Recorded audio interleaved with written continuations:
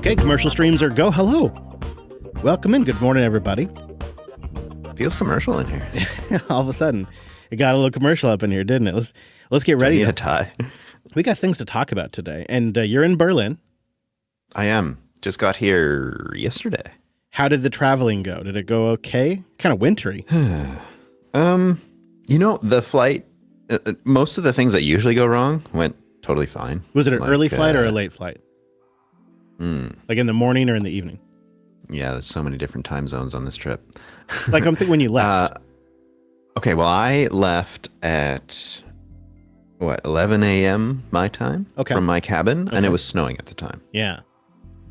So I had a 5-hour drive ahead of me through the mountains to get to Calgary, which is where the real airport is. I have an airport in my backyard. And how are the mountains? How are the roads? Oh, yeah. The first hour was extremely snowy and blizzard-like. And the first about 12 minutes was that, and then a deer ran out from the ditch ahead, like right in front of me. And that was a near hello. But we did okay, and we all both got through it. Jeez. And you're not wearing, like, you don't have snow tires, you don't have chains. I have all really nice Nokian all-weather tires that are, like, they were the first winter-rated sort of quote-unquote all seasons. And I love these tires. They're actually really, really good. So my car is a front-wheel drive only, unfortunately. But it does extremely well with these tires. Way better than all seasons. So I would say I love these tires, even if they made me kiss a mountain once. Well, yeah, but especially after this. Sounds like 5 hours in the mountains in the winter. Mm-hmm. Yeah, so this car with these tires is a really nice combination.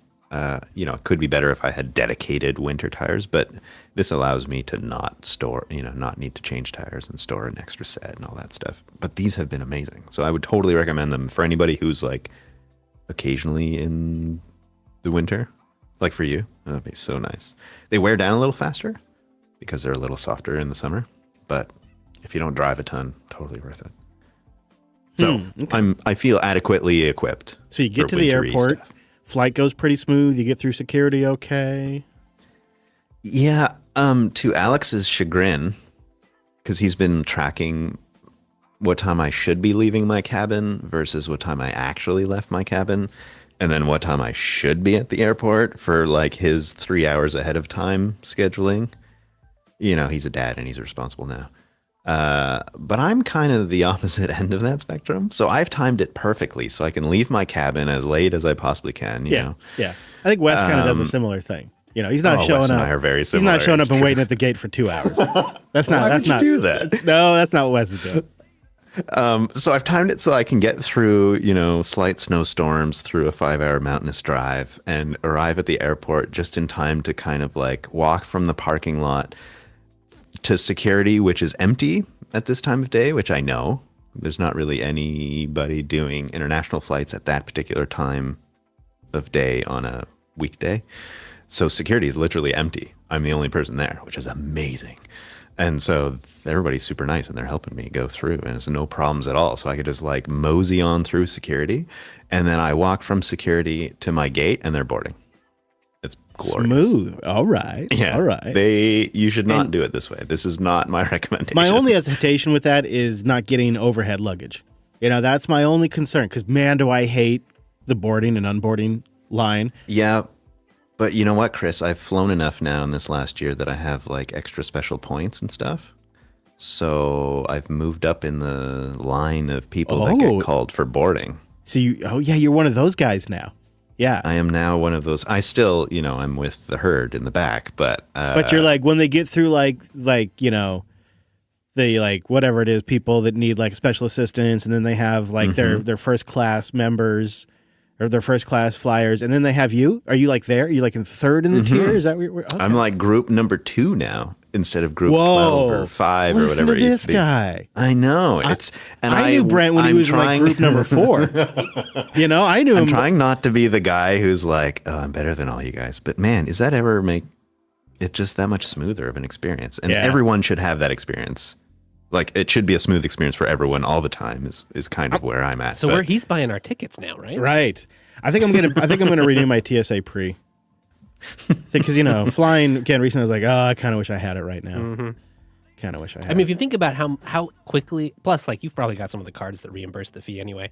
I might. Yeah, You're most right. travel cards do. Oh yeah. Shit. I'm such an idiot. But even without that, like you just think about a couple airport meals, and you're already at how much that thing costs, and it's good for what 3-5 years, something like that. I was so angry when I got back and we spent $90 on lunch. I was so offended. Yeah.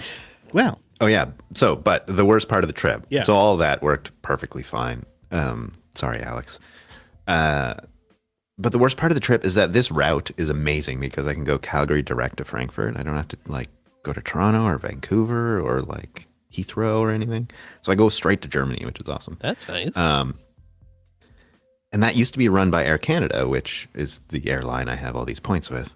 However, they gave up that. Yeah, it's true. Unfortunately, it's true. Sometimes I've been having a hard time. But they gave up that route this month, like a couple of weeks ago. So it's now run by Discover Airlines. And now probably most of you haven't heard of this airline. I hadn't. I'm just discovering it. Well, good job, Wes. It's like a subsidiary of Lufthansa, I'm discovering. Oh. And that was fine. Except like an hour into the trip when they started pulling out all the meals, I discovered that all my special allergies weren't transferred from like the normal booking system that I used on Air Canada to this new Discover. Sorry, new database doesn't have airline. that field. Doesn't so import. We use So camel they were keys like- into the underscore thing. Right. Sorry, bro. Would have loved to accommodate, but So as soon as I was listening to a podcast or music or a movie or something, and out of the corner of my eye, I saw like the cart with all the meals on it, and I knew immediately something was wrong because typically they serve the people with special food allergies very first, which is a perk of, having frickin' first aboard, frickin' first to get the food. Hey, maybe that's a hack. If you don't have a food allergy, just pretend you do and you get your food first. It's amazing. But as soon as I saw the cart filled with meals, I was like, oh, I didn't get my meal and this is not going to go well for me. So that trip, which is supposed to have 2 meals, I basically had rice. Ooh. Yeah. And a bit of chicken, which I would prefer not have, but it was, And how long was that in total? 9.5 Oh. hours. And you're hungry within an hour and 45. Hopefully you got some sleep at least. No. But I did bring, some emergency oatmeal, so I did have a little bit. But so that was the worst part of the trip, which isn't so bad. But there's always something, right? Yeah. Go figure. So, yeah, thanks for asking. Fast food hack for you.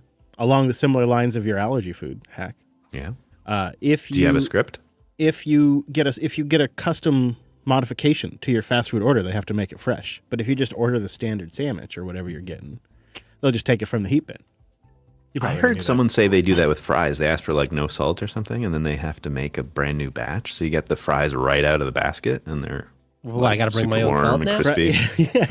All right, I can keep a shaker in the car. No, That'd be fine. that's not fast. That's horrible. Nextcloud made some big news this week when they announced that Roundcube was joining the team. I thought you meant the news that they weren't OwnCloud. Oh, there's that too, which is good news this week. No, it's not, now the way Laravel puts it is Roundcube is merging with Nextcloud. Is that a fair way to put it?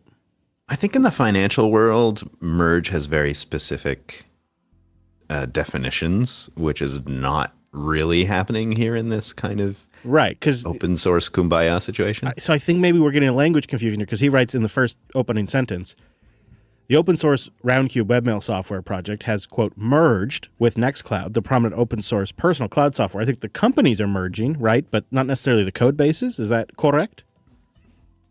Yeah, what's basically happening is the code bases are staying independent because those two projects are, I don't know, they have a different problem they're trying to solve. They've been open source all this time. So I don't know if there's a little bit of Roundcube code in Nextcloud Mail already. I believe someone hinted at that, but I cannot confirm or deny.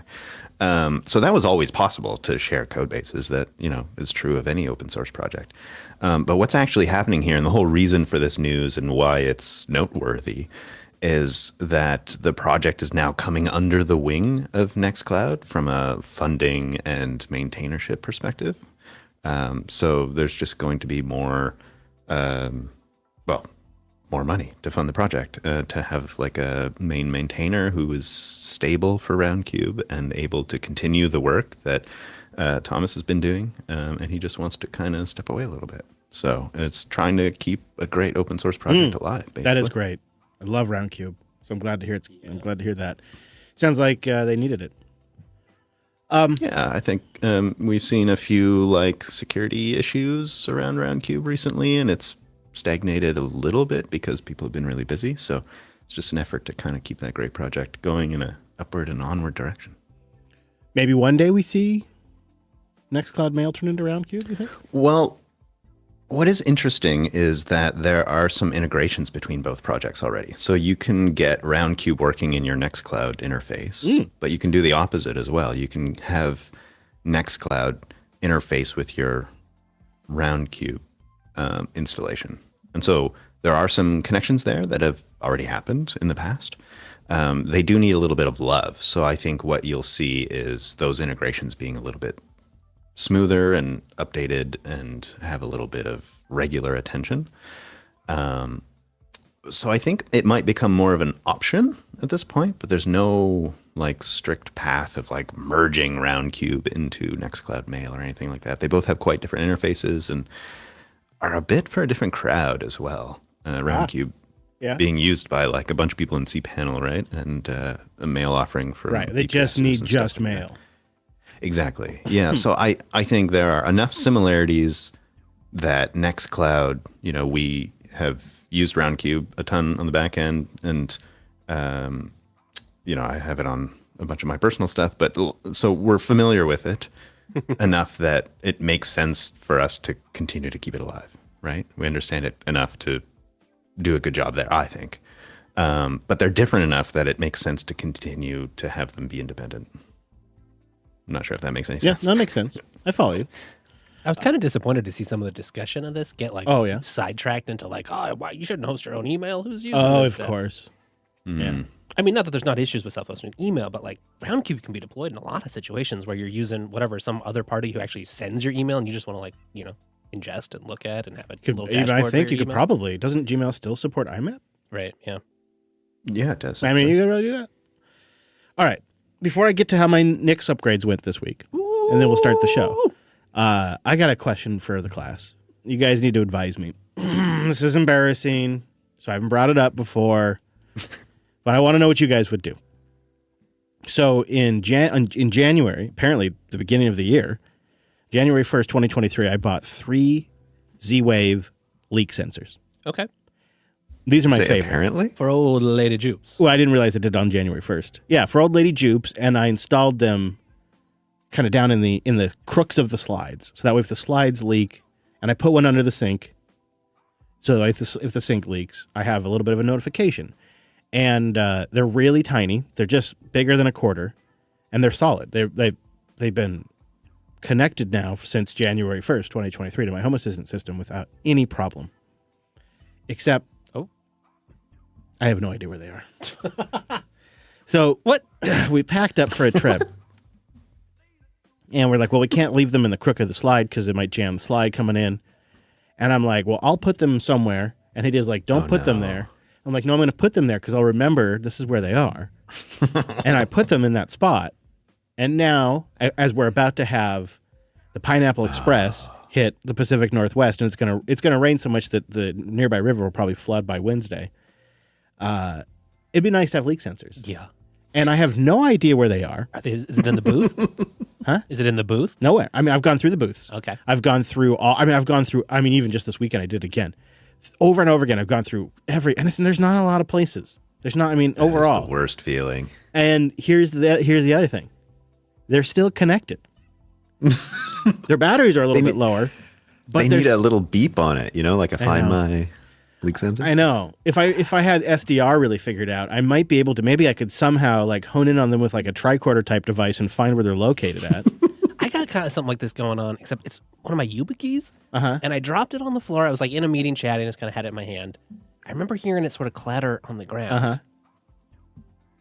I have yet to been. It's been like a week. I don't know where this thing is. I have a backup. It's all fine, but it's just like I know it has to be sort of within the vicinity of my desk. There's like a 100-foot range this thing could possibly be in, and I could not find it. I can't find it. And the That's funny because I had a similar situation too this week. Really? That's hilarious, you guys. Yeah.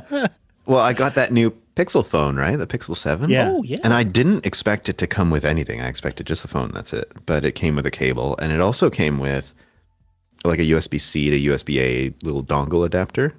I was like, oh, okay. I don't think I need this, but maybe. Who knows? I'll put it somewhere so that in case I need it.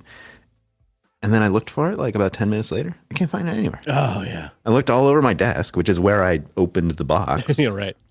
And the cable's there and the phone's there. But this dongle, gone. And so I was like, okay, well, maybe my cats played with it, but they didn't like behave that. So I'm looking on the ground. I looked and searched and opened bags that I thought I put in. It's gone. And it's like, I can't find it. okay, if I had, say, packed these sensors up and brought them to the studio for storage and I lost them at the studio, okay, fair. All right, well, I'll just buy them again, right? But they're still in the RV. They're still connected to Home Assistant. They're still sending in data. They'll still tell you if there's a leak. You just It's don't know going to be where the worse leak if is. it. Yeah, I know. It's like, leaking somewhere. oh my God. And here's the thing. Now, here's what would you do? Here's my, because like I said, it's raining like crazy. There is a possibility that it could always leak. It's something I want to keep an eye on. But they're $30 a pop. Mm. Now, I know where one of them is because that's under the sink and I just left that there. But I don't know where two of them are. Did your fancy roof people like accidentally embed them into the roof? I wish. That'd be great, actually. Except for when the battery dies. Right. Yeah.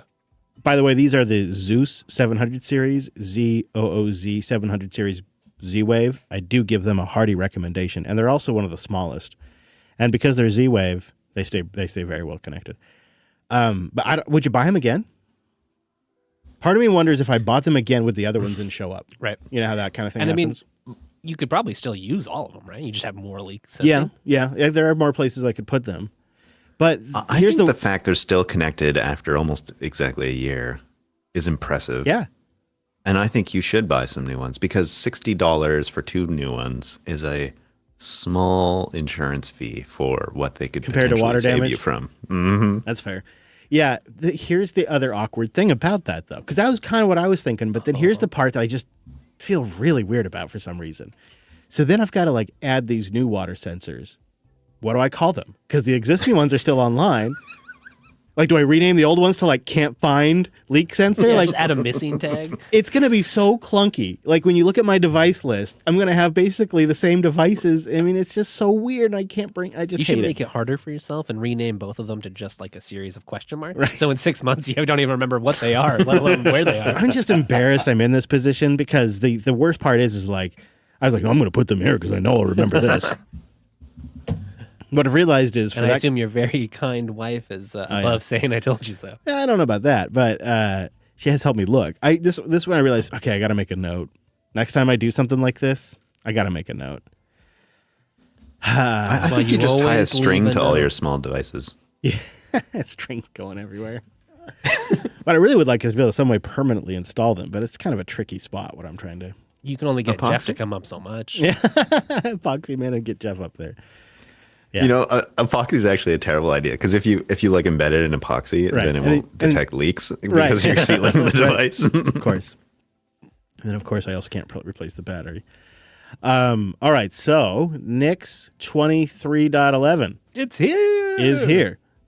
And probably one of the bigger things with that is, the newer version of Genome and Plasma is in there. Them hot and fresh desktops. So I upgraded my workstation upstairs first. Then I upgraded my home laptop, and then I upgraded my home Odroid server this weekend. Oh. So I've upgraded 3 rigs now to the next version. You didn't touch the OBS machine yet, huh? No, I have not. We could do that after the show, though, if you want. And each one of them, the initial build broke before it would, build. Uh-huh. And for my workstation and for my laptop, it was the same. Like I have a tail scale send, a tail like for their Tailscale Send program. I have like a specific extension for that, and I had to disable that. And then I had one that when one like the desktop engine, I had like one other extension on both of them. Mm-hmm. Otherwise, actually, all of the rest built just fine. In fact, it's probably, I mean, it's absolutely hands down got to be the smoothest genome transition I've ever had, in part because it's been out for a while, right? Fedora is already shipped and Ubuntu's already shipped, so the extension developers have had to update. So by the time NixOS 23.11 dropped, all the extension developers had updated. Mm-hmm. So it's very smooth. And then it's all packaged up and ready to go. On my machine at home, I don't know if there was anything that I had to fix. It's a pretty simple install. I broke other things, but not related to the upgrade, and then fixed those. But all three of them each took their own different amount of time. The Odroid's not as fast as, say, like the desktop and stuff, and the laptop took the longest.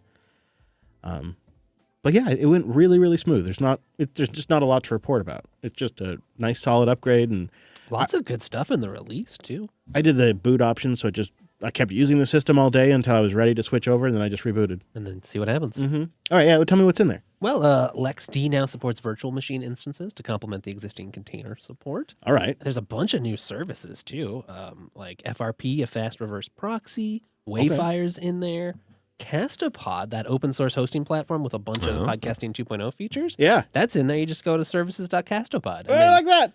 Talk about an easy way to try that out. Yeah. Yeah, all kinds of good stuff.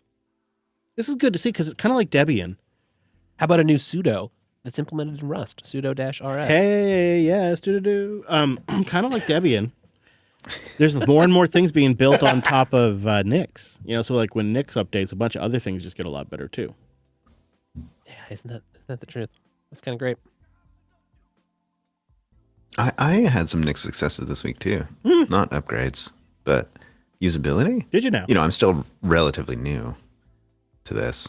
I guess I'm a year behind you guys. More than that? Ugh, that's embarrassing. No, you were following along. Mm-hmm. Yeah, I just, I watch and make sure it's going to work and then jump on when I feel safe. It's the life jacket approach. It's been so smooth on this framework, I got to say. Great. Like You imported the hardware config that is out there? Yeah. Oh, I do have a complaint. Okay, so I have wins and losses. So the wins are that anytime I need some software, that I've included in I need this piece of software, I include it in the list. It is always so smooth because whoever's implementing this, which thank them, I don't know, they just seem to solve all the, like I've never run into a bug by having a piece of software installed. And Chris, you sort of taught me about, was it Steam Run? Yeah. And I have 2 applications now running doing that. I've got Nextcloud Talks Desktop, which is kind of in alpha stages. I don't think I've ever tried that. Nextcloud Yeah, Talks that's just running like super sweet. No problems. I figured, this is some weird, obscure situation here. This is not going to work, but sure enough. If you're into testing Nextcloud Talk, that's a cool way to do it. Yes, it's good practice for bug reporting, but actually it works pretty well. And then the other one was, I guess, Chris, for the Sparrow wallet. You got me into that, and that also was super insanely smooth. So I remember when I was at the studio for LinuxFest Northwest, we were trying to get the board in front of you. What do you call that again? Soundboard? No. Mixer? The mixer. The Yeah, there's a nice piece of X32. software that we use. Yeah, X32 Edit on the laptop to get that. So I can mute myself, basically. And I had such a hard time wrapping my head around what I needed to just run a simple binary on NixOS. But now, I don't know, something just clicked. It's all working really well. Good. So thank you, gentlemen, It does for take the mentorship. It's a process. There's a few like, hey, this is really quite different on NixOS. And once you wrap your head around those, then they become very simple, I find. But it takes a little bit of a hurdle, which is cool. Yeah, usually it's like you discover it when you need to solve something. Right, yeah. Oh, okay. You bump into the edges Yeah. and learn a lot. Yeah. Well, today I had to solve changing my time zone. Oh. But you'll be proud of me. I did not go into the Plasma settings right away. I knew I needed to go to my NextOS config, and I did it there. And it worked the first time. Good. What I was realizing is we could take the small Stream Deck and put it right there. Oh, that's a great idea. And we could put Yeah. Because I've got this connected. I've got the X32 connected. Whip, whip, whip. So you could, you could have like a little And the West panel switchers with a and- couple OBS buttons on Yeah, there. okay. I like this idea. I do have a NixOS and framework loss though. Uh-oh. And maybe it's an ask for help. Okay, what is it? What is it, Brentley? You can share with So us. I've implemented those those nice hardware configs for each. So framework, the 11th gen certainly has one, and I have those enabled, and they've been amazing. But man, in the last 4 days, which I've been traveling and such, this laptop's sleep is just terrible. It's got the nice warm bag effect, and it doesn't last very long. Go figure, huh? Like on the flight here, just like I didn't use it, and then by the time I got here, it was dead. So Interesting. that's not working for me in a variety of ways. So I'm wondering if anyone has any insights there or things I could try maybe to try to get nice that thing situation about- going a little bit more. The nice thing about your machine is you might be able to find a community that's specifically struggling with that issue with your machine with that OS. That's true. Yeah. So help. It's niche, because but it's as not you so know, niche. yeah, it's quite a nice balance in those ways. And I feel like NixOS is trending that way. Like it was extremely niche, a year or two ago? You're right. I think And now I see it in all discussions. Like you go to Hacker News, a discussion about anything, and NixOS shows up in there somewhere. It's really nice to see. the Google ability's gotten pretty decent too. You can find a fair amount of like top level answers for just stuff as you're learning Nix. And of course, there's they've got a nice discourse and lovely communities on Matrix and stuff to help people out. And we have a nice Nix Nerds community in our Matrix room that is very helpful too. No kidding. So there's a perk. It's a perk, for sure. Well, all right. Got the Nix out of our system. You're right. You can't get it out early. Oh yeah. I'll probably do a meetup, so I'll throw some Nix in later in the show. Oh. Excellent. I should Do you have a probably organize meetup? one of those. Do you want to pick a date? I mean, it's probably... Well, I want this to be quite informal because I'm trying not to. Last time I did too much, and so I'm just trying to do like an informal meetup for people. I can put up a meetup page if you feel like that's. Yeah, put something we can link to. Yeah, I'll do that. And All right. I'll put an entry for you in the housekeeping at the top of the housekeeping to drop it. Okay, I'll do that quickly. Just sort of sends a Brent signal anytime he's hungry, so people can just join him, go grab a bite. Beep, beep, beep. Yeah, basically. Brent's in Berlin. It's time to eat. Uh-huh. Yeah, it's not so bad. I like brunch. Have you boys started in the back of your mind mulling over? Oh, sorry, Colonel, I had you muted. Go ahead. So the real question is, which was harder to wrap your head around, NixOS or Arch? Well, probably Nix. You know? Definitely Nix. Yeah. I mean, because Arch shares a lot of the same principles with the Linuxes you might be used to, And you can just, that like- you're transferring from. The package manager stuff just transfers. You can just download a binary and just run it. Yeah, it just feels kind of like stuff. you're You know, small entering things. the matrix one more level when you go to Arch, because you have to like dig a little deeper to solve problems or to configure things and such. So I would say that was an easier transition, at least for me, than I think NixOS was, but they're kind of they're different. quite a different. Yeah. Yeah. Because like NixOS, you have to unlearn a lot of things as well as learning up the specifics.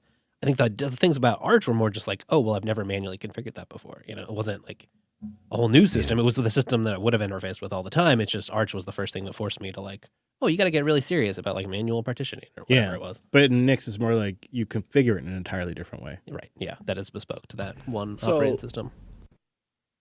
After you get done with your 32-bit challenge, another interesting challenge would be the immutable desktop challenge.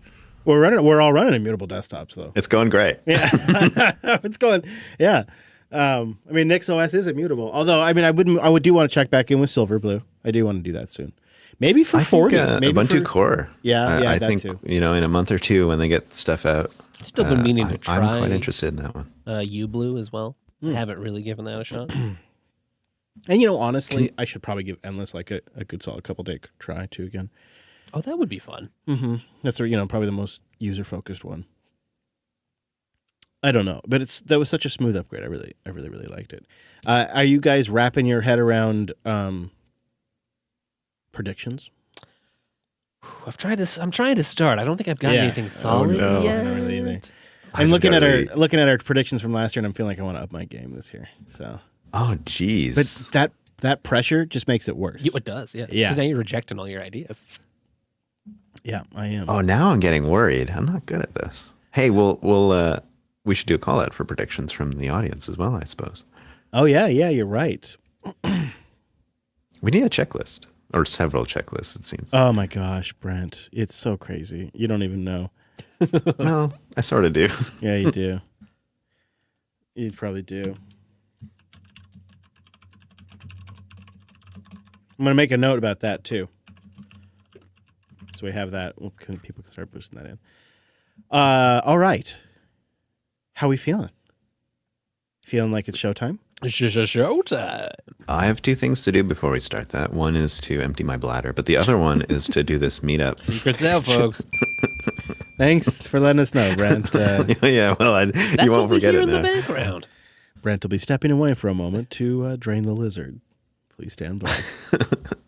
That's fine. Go ahead. Do you want to take your break now? Well, We can get going, you know? I think you better find euphemisms for that that are like, used in the country you're in. Yeah. And then you can introduce us to them. oh gosh. Bless your heart, Brent. Bless your heart. Thanks. Yeah, you bet. This potty break is brought to you by our Mumble Room. The Mumble Room is open now. Details at jupiterbroadcasting.com/mumble. Also, shout out to our Matrix live chat. You can become chatty in our Matrix chat. And you go to jupiterbroadcasting.com/matrix, where you can bang, suggest, and help us title this son of a gun. Thanks for listening. Stand by. Brought to you by Fedora Cigarettes. Brent, you're supposed to be peeing right now. This is supposed to be your peeing time. You're just sitting there. You're not peeing at all. I hope it's not. That was me buying you pee time. I'm making that meetup page first. That was the order. Oh, yeah, right. Right. I forgot I had you doing that too. But I'm starting to, get the jiggle. The leg jiggle. Yeah. Join that chat room. Need like the radio guy filter, where they always have like that car, or that when you ever listen to like radio ads in the car, they always will tell you something and then they'll tell you again, but they'll tell you in like this weird filtered voice. You never notice that? Like it's on a phone call or something. It's like you really think I'd like, you gotta like really get it to me that way? Like you gotta really, really like that way I'll hear it? Like what is the mind game you're playing? Anything to like slam it into your brain. Yeah. I can say it twice because I said it in a different voice. I don't know, man. You see where I made you a little spot to drop your linky link? Oh, probably not. You're too busy making the page. Is link a euphemism? Linky link? Brantley. Inappropriate. We are live. What are we right going to do with him? I don't, he goes to Berlin and he gets spicy. It's wild over here, guys. I know it. So I noticed. Go ahead. Sorry. Should have made this page weeks ago. I noticed our little story about the Mars Rover takes place probably about the same year my story, or roughly. I don't know. I don't remember exactly. I was surprised. I was trying to decide which story to share on the show today, because I do have one that I've told you guys privately, but I've never shared it on air because I didn't want to get in any legal trouble. But the companies involved don't exist anymore, so I think I could probably get away with it. But that's not the story I'm going to share today. I'm going to share another story that took place in the early aughts when I was rocking a BlackBerry and bopping around from client to client in downtown Seattle. And it was just one regular morning when everything went wrong. So that'll be my story. Looking forward to it. I know, right? That could have been the pre-show right there. Boy, I had that great Brent is peeing music, and he just played it all out and didn't pee. You know, Wes here, he appreciates a good it's time to go pee music song, you know? I never said I didn't pee. God, Brentley. What? Brentley. Come on, man. Come on. It's a good thing Do you we're have not a regulated clip by for the that? FCC. Not yet. Give it time. Probably will happen eventually. And you fools out there will be cheering it. Oh, now you got me going. Hey, 5 minutes ago, 3,000 sats from TYR. Yeah, I'm pulling that right now. You are a yeoman of the boosts. You know that? Master. You're the yeoman of the boosts. Appreciate that. Boosts must flow. Making a meetup page takes a while. You got to pick just the right photo. Oh, yeah. The name has to be good, not too obscure, but not too specific, because you don't want to dedicate yourself to too much. Don't mess it up, Brent. Don't And mess, then it's your one shot. I guess there's a description to add too. What? It's your one You shot. got ChatGPT for that. Yeah, just make it something quick. Just make it something easy.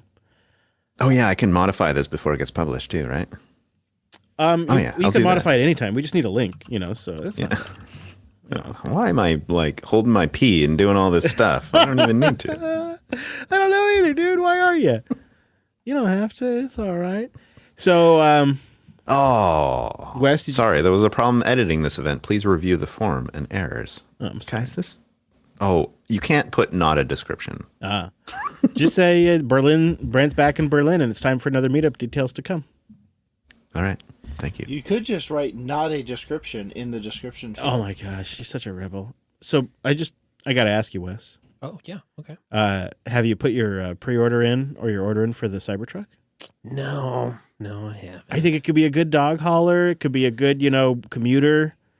Could be good at pulling stuff that you need to pull. 'Cause you know how you're always pulling stuff. I pull a lot of things. Yeah. I'm just worried it won't fit next to the place I live. Yeah. Well, I think you could actually live in it. It's You're pretty right. big. That saves on rent, actually. Right. You see? And then you combine that with a little bit of Uber on your downtime, and now the place you live is making you money. So it's actually an investment. So, All right, where do I sign? yeah, I don't know. Well, at Tesla.com, I suppose. They did it, though. I think Jeff's probably going to get one. I think it's probably, oh, man, look at this. This is brutal. They did a Rivian tow test. They're going to compare the Rivian to the Tesla Cybertruck and the a 350 diesel, too. Fun. They're really pushing this thing. Yeah. I do have one friend I know had reserved it, whatever, way back when it all started. I don't know if he kept it, though. I'm going to have to follow up. Well, it's unique, I Yeah. guess. So it's got that going for it. It's very unique looking. Unique. Yeah, it's unique looking. That's like using the word interesting. Well, that truck, it's quite That interesting. sure is something. That front, though, looks like a decapitator. Like, if you picture the front of you just look at that rim there, there's no bumper. You're just going to be chopping people's heads off. What is it, Brent? Those panels are sharp too. Like actually physically sharp when they meet. It's just I pressed have steel. Right. I have a sharp meeting question about that. Did it pass the moose test? Well, I don't know. I mean, it does. It actually, from a structural integrity, they have thrown some pretty crazy stuff at it, and it seems to hold up. So it might be able to take a moose. Well, the moose test is actually quite a very specific test. Are you kidding? No, I'm not kidding. Yeah, no, it's a thing. It has a Wikipedia page and everything. Is this a Canada it's- thing or is it a worldwide thing? Yeah, oh my god. No, it's actually a Swedish thing. Oh my goodness. So those Swedes, they're great, and they know how important moose are. The evasive maneuver test? Mm-hmm. Hard to It's like the remember. quick swerve to the right and then the quick swerve to the left. Well, I guess It's the very opposite agile. way. It's got quad steering, and it's got Whoa. super tight suspension and steer by wire. And so I guess from what I've watched on the reviews, it's got sports car like handling. What's it? What's the base price? Do we? I think started around 60 or something. It's way more than they said. And then if you really want the good one, it's 100. Oh yeah, right. Yeah. Yeah. The moose test, the evasive maneuver test. Huh. That's fun. I'm gonna share a link with you here because I feel like this is quite a visual test. You got to see something, right? I was thinking House down payment. Cybertruck. I was thinking somebody around here needs to. I guess we don't really have very icy roads very often, but I'd love to have a huge parking lot or a track or something where you could go, and they teach you how to do skids and recover from a spin out and stuff in yeah. a safe environment. Absolutely. That sounds like I would. Yeah. I'd go with you. That 'Cause- sounds like a blast. It's like when you're trying to recover from say you start fishtailing and then you spin out. It's like the way to recover is actually opposite of what your Right. instincts are, and Yeah. so it's I really would like to get practice with Yeah, that. there's no way to practice except if you hit that unfortunate Yeah. situation. It's on my mind this morning because as I was coming into the studio, it was early. I wonder what people would guess. What time I arrive at the studio to do a podcast at noon? What would you guess? I mean, you guys probably know, but I wonder what people would guess out there. So I'm on the road. It's before sunrise, and it's raining like an SOB this morning. And so I'm in the middle lane, kind of doing 70, 72, 73, kind of taking it easy. And I've driven this stretch now long enough that I kind of have a sense of where the water collects on the freeway and kind of creates that hydroplaning kind of effect. You know where to watch out for. Yeah. I mean, it's not 100%, but I'm just pretty used to it. And I know that up by exit 212, when you're coming south, there's a spot where the water just sort of collects on the far left lane. And so I'm in the middle lane, and this guy comes blasting up on me doing like 80 miles per hour. And he hits that patch of water, that exact spot where I kind of figured it was at. And you could just start seeing all this water shoot up, Yeah. Yep. And he hits the brakes, which is not what you're supposed to do. You're just supposed to let off the accelerator and, and coast through it, and your car will touch back down on the ground. But hope your momentum just carries you through. Yeah, but if you hit the brakes, you basically you're turning them into sleds. And so, of course, then he starts fishtailing a little bit, and so I'm backing off. I'm like, "Oh, here we go," But he got it. Because it's not a very long. It's not a very long stretch. Then he starts, then you see him get traction again. Yeah. But then he slows way down, right? So he goes from like 80 to he's doing like 60, right? And so I just sail right past him, like, "Take it easy, man. Have a good one." And it's just driving's dangerous. Yeah, it was quite the like. Oh yeah, it's getting pretty wet out there. Getting pretty bad. I mean, it was so sloppy and slow on today's drive. I saw at least 5 different accidents. Oh man. Ooh, that's a bad morning. Yeah. But I suppose it is kind of our first real rainy. Yeah. We've had a very dry. Yeah. And, and then even here where it's like rains. Yeah. The road still gets slicker and people still don't forget how to drive. Every time.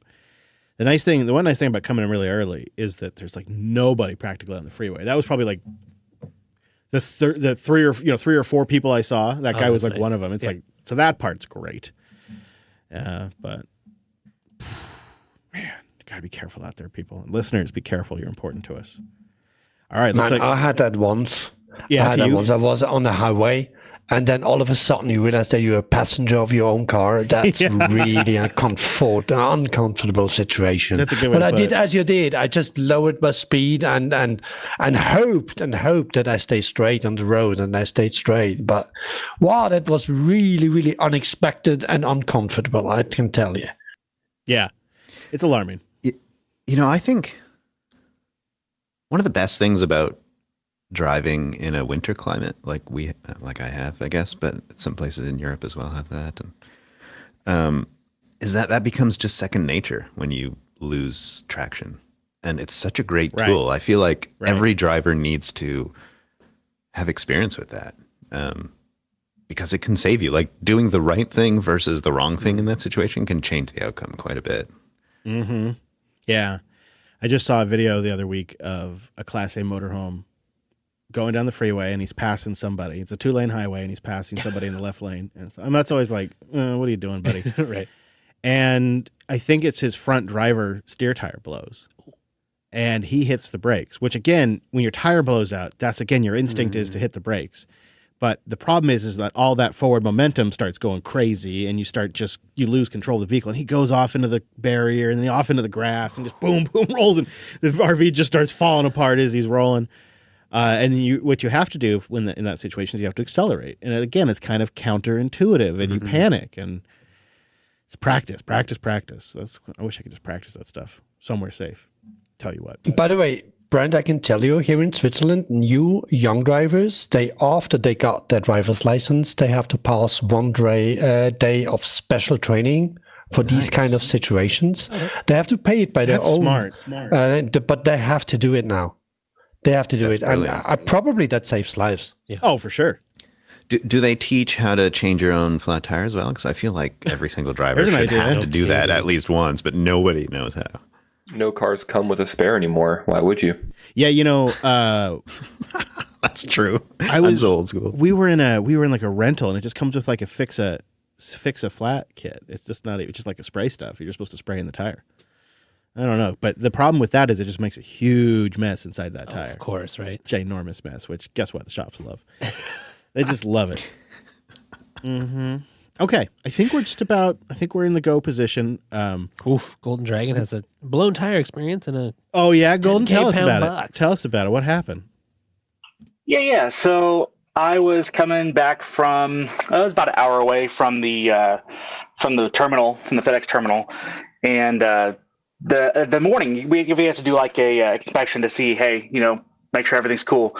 But when I inspected my tire, it was already down to like the metal And the mechanic there was like, just be careful. I'm like, are you kidding me? Yeah, I was like, are you kidding me, dude? Like, I could die. He's like, if you blow a tire, I'll come out and fix you.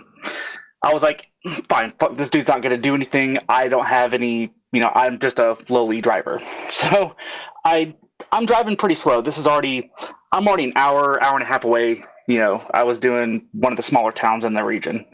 So I'm coming back thinking, hey, everything's better than normal. I'm doing 75 down this highway, mind you, coming back. And all of a sudden I hear just a bam. And I let off the gas. I didn't hit the brakes. And I mean, I'm still here. I didn't like roll the truck or anything, but it was a super frightening experience. It's like, I told this dude at 7:00 this morning that this tire was terrible. And here I am still 45 minutes away from the terminal. And I call him and he's like, oh, I'm at a funeral.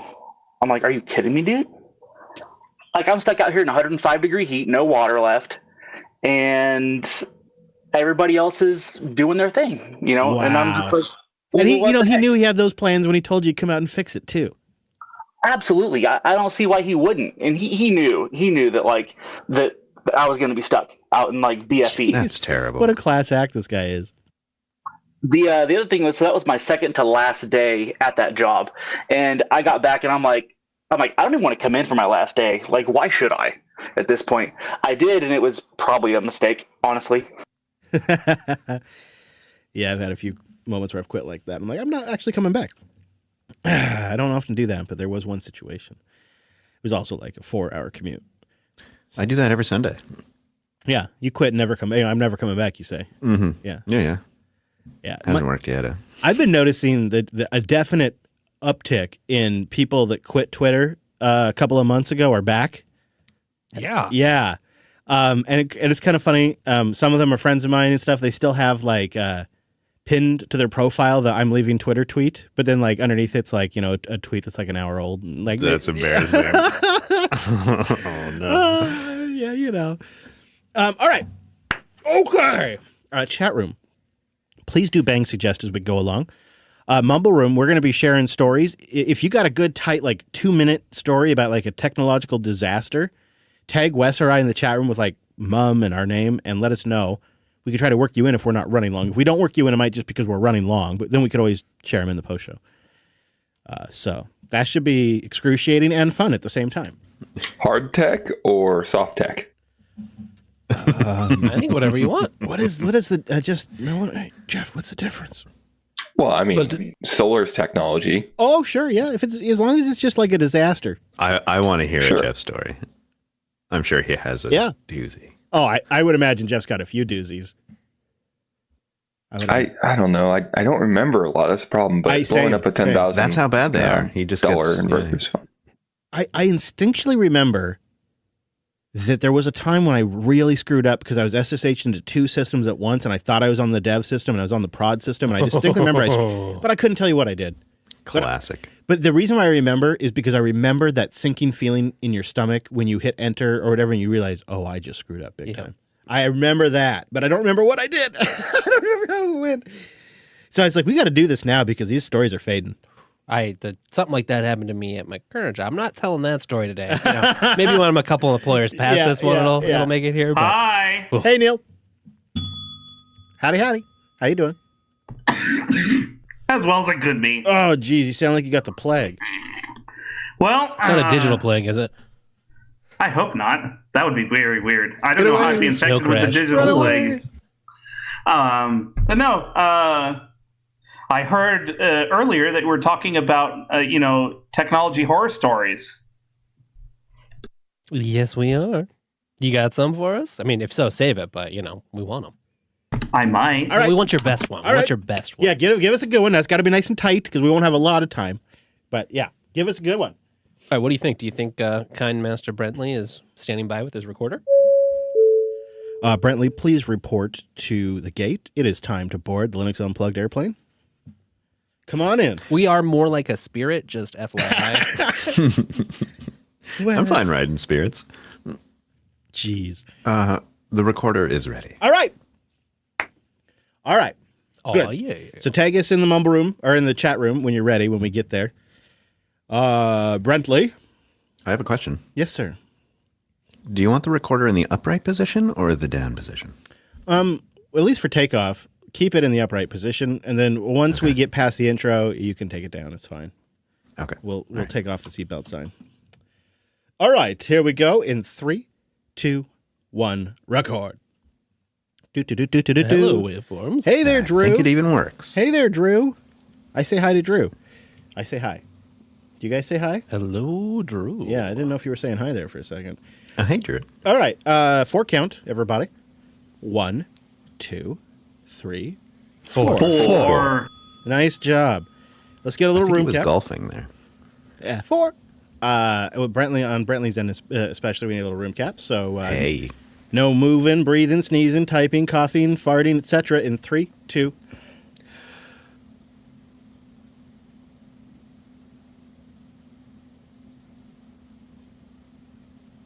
Well done, everybody. Well done. All right, gate's back on. Ooh. Yeah, that nice, quiet Tidy gate. it up, please. It is nice, isn't it? Okay. Are we ready? I think we are. Here we go. In a thread. Oh, actually, I have a pre-show idea. I want to try it. We don't have to use it. We don't have to use it. But I have a pre-show idea. I'm definitely looking forward to hearing your stories this week, boys. I know it's going to be a little embarrassing, so I appreciate you sharing your pain with us. Perhaps more than a little. I had 2 stories I wanted to pick because they're starting to fade. And one I've told you guys privately, but I never shared it on air because I didn't want to get any legal trouble. That company is no longer around, so I think it'd be safe to share. But I'm going to save that one for another time. And I'm going to share another story this week that really was the quintessential experience of dealing with Windows servers that finally got this company to make a migration to Linux. So there will be a happy story, but there was a painful journey getting there.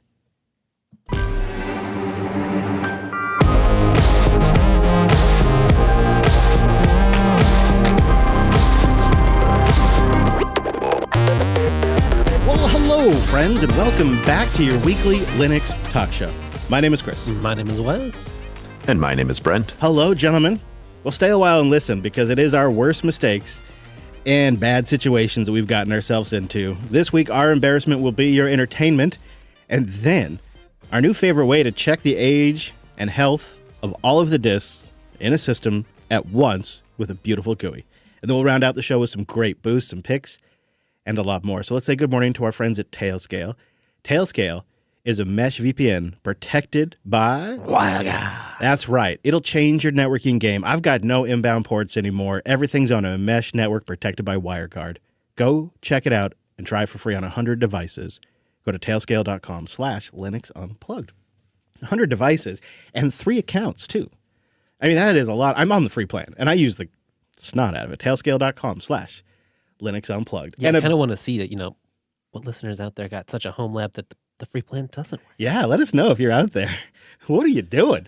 I mean, I totally understand on the enterprise side. Sure, yeah, of course. Yeah. And a big time appropriate greetings to our virtual lug. Hello, Mumble Room. Hello, Chris. Hey, Wes. And welcome back to Europe, Brent. Yes. Hello. Hello, everybody. Thank you. And hello up there to the quiet listen. Yeah, Brentley, you're back in Berlin this week. I am. It feels like home. I have many of those scattered all over the world, but, I'm adding it to the list. I mean, you definitely must kind of know your way around now pretty well. You know how to get to the places, all that kind of thing. So it's getting to that level, I would imagine.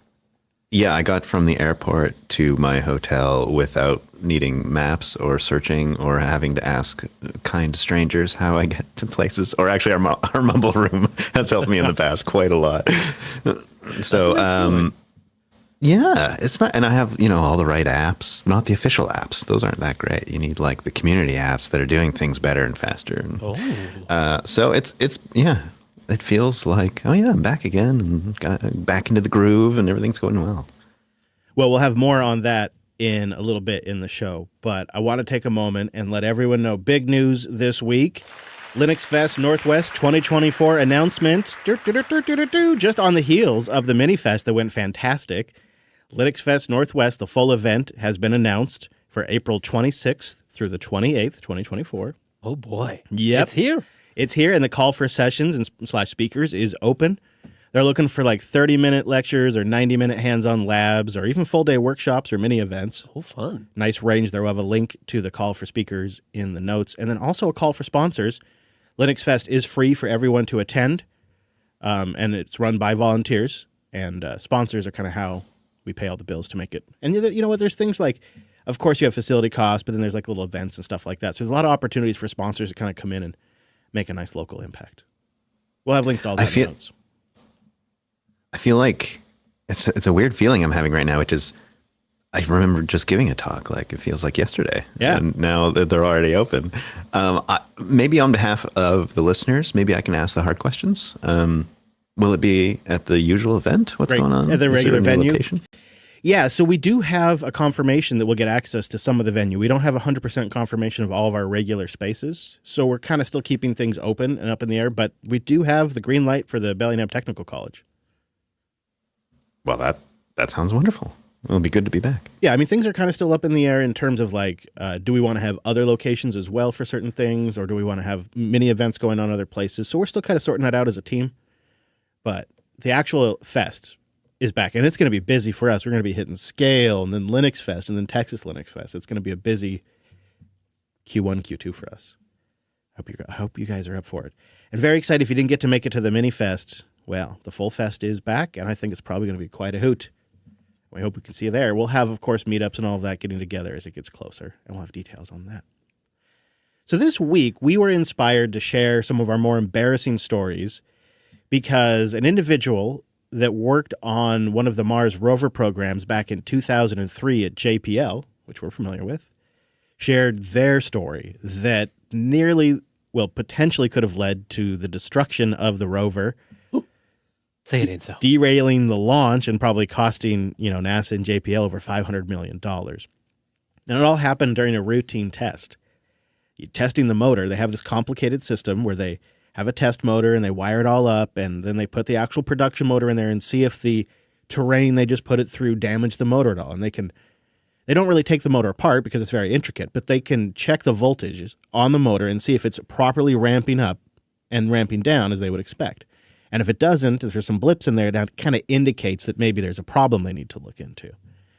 And so as they were hooking all of this up, they're following all the procedures. They got a checklist. Everything's looking right. They flip the switch, and a ginormous amount of electricity accidentally, in theory, gets dumped into the Mars rover instead of into the test engine, just because something got kind of mixed up in the wiring. Oh, no. And at the moment that happens, they lose all test telemetry from the rover. Of course. And the dude that does it, his name's Chris. He's like, okay, well, I knew that bad news only gets worse with time, so I informed the team right away, and they're like, yeah, we can verify. We lost telemetry around the same time. Everybody stop what you're doing. Let's have a sit down. Let's just replay all this and document it. And they're panicked because they're on a super tight deadline, $500 million piece of equipment. This guy, it's his first job. He's hoping this is going to become his career. He's just out of school. He wants to have a career at JPL. This is his first position. He's working in that clean room that we got to see from up above. Yeah. So they're in there, and he's just supposed to be validating the motor, and he thinks he's just destroyed the rover. So they go through in this, post-mortem type meeting trying to figure out what happened. And they work through everything. And they're like, okay, all right, well, let's boot it back up. Maybe it just caused the system to lock up, and it'll clear itself, and everything will boot fine. Because if you're going to dump this much electricity into the rover, this is like the one spot that's got a circuit breaker that could probably handle it. So we might be okay. So they wait till the next morning. They boot the rover up. No telemetry, no data. Nothing happens. And they're like, crap. And everybody's heart just sinks. They get that horrible feeling in the pit of their stomach, like we are so screwed. So like, all right, another meeting. Let's go through every single step. What happened? What did we do? Where did this thing break? And they're going through the beginning of the process before they connected the motor and everything like that. And the individual that was responsible for this accident notes, I was told to go grab a power meter, and I just disconnected that power meter, and it had a positive and a negative, and it was connected, and it was just metering something on the side that wasn't that important. And I grabbed that, and I was using it for my test. And one of the techs puts his hands up and he says, oh, actually, that was completing the circuit to the telemetry computer. And so they put the little meter back in. They connect the little two sides. They connect it back up. Sure enough, telemetry starts coming back from the rover. It was just totally, even though it was almost a disaster, but it was a completely different issue. And they thought maybe they'd burn something out, but it turns out it was just that had got disconnected, and that circuit breaker did actually catch it. And it got me thinking of situations that we've probably been in, because we've all worked in the field over the years in different tech companies and different production aspects. And so there's always stories. And I know our Mumble Room will have some, and I know our audience will have some that we'd love to hear. So Brentley, I wanted to start with you. Do you have any kind of disaster stories that maybe were partially because of your actions, if not fully? I think, unfortunately, this one's a fully. And I also feel like we all have multiple stories to pull from. Oh, sure. So I tried to include one that I think we could all relate to the most, and which is on my mind recently. And has been very frustrating. It's on my mind because in one of the latest self-hosted 110, episode 110, Alex and I kind of dug into some upgrades that I'm doing to a local NAS box that I'm building. So I bought some hard drives recently and threw those in, and that box is working great. But I didn't think about this topic for like 4 years, and that's because this next event scarred me for a time, and I had to just let it sit for a while before I thought about it again. Yeah. So back in 2019, I did a very similar thing than I did this October. So 2019 October, I also bought a new hard drive, an 8 terabyte MyBook, Western Digital MyBook that I shucked. And this was going to be like, okay, this is a big upgrade. I'm out of hard drive space. This is like the new frontier, right? I'm going to use this hard drive for a while, but I got to put this somewhere. And so I shucked this thing. I have to slide it into some computer I could keep on. So the situation's almost identical. I still have the same need 4 years later. And so I got inspired and I thought, okay, I have an old computer case and I've got an old motherboard I haven't used in a long time. Maybe I could just get those up and running. But at about the same time, my brother gave me one of his old computers and it had quite a newer motherboard. And I thought, okay, the case that my brother gave me with the motherboard and everything in it that's more modern is just one of those tiny, like, mini ATX cases. There's no room for extra hard drives, and like a hard drive bank. If you've heard the self-hosted, I've got like, what is it, 8 drives or something, Chris? Like more than that probably. So I wanted to use this. I wanted to use that old case that I had that was a tower, so I could fit tons of hard drives in that thing. But I just wanted to do a motherboard swap with this newer one that my brother gave me. It seems reasonable, right? How hard could it be? So, well, you'll see. So I decided to swap everything over. So, pull out the screwdriver and start pulling the motherboards out of each case and doing, I took my time too. I put music on and I thought I've got all evening. There's no rush. That's the way to do it. And I took my time and knew, I'm probably going to only do this once. So I'm going to route all the cables and stuff in a really nice way. And, I had to find extra screws because the motherboards had different mounting locations and I had to change all the pins, all that stuff. So it was going really well and I felt inspired and things were going great. And so I plug a bunch of cables in, but I don't know, I guess I'm not a hardware guy, but when you're doing this, when you're building a computer, you two have done this a ton. There's so many cables inside that case. Like it's like USB port hub cables for the front of the computer. You've got power cables. Of course, there's like 4 different style of power cables for whatever reason. Like, I don't know who designed these things. But anyways, I plugged all the things in to the right places and I thought, all right, this is going to go great. This was pretty easy. I feel really good about where all these cables are going. And like, I'm actually finally getting this project going. So I hit the power button and the drives spin up, but only for a moment. And then everything kind of just goes dark, except for this little red blinky light that is on the motherboard. And I thought immediately, that's probably not a good light. Yeah. And it's not really booting in the ways that I'm expecting. Did you get like a post beep at all or anything? Anything on the screen? Or there were 4 beeps, if I remember correctly. Does this thing have video out? Yeah. Okay. So you do have a screen connected and nothing. Nothing. Oh boy. All right. So I thought, yeah. well, maybe I just plugged something in wrong or something. So I unplugged all the drives immediately.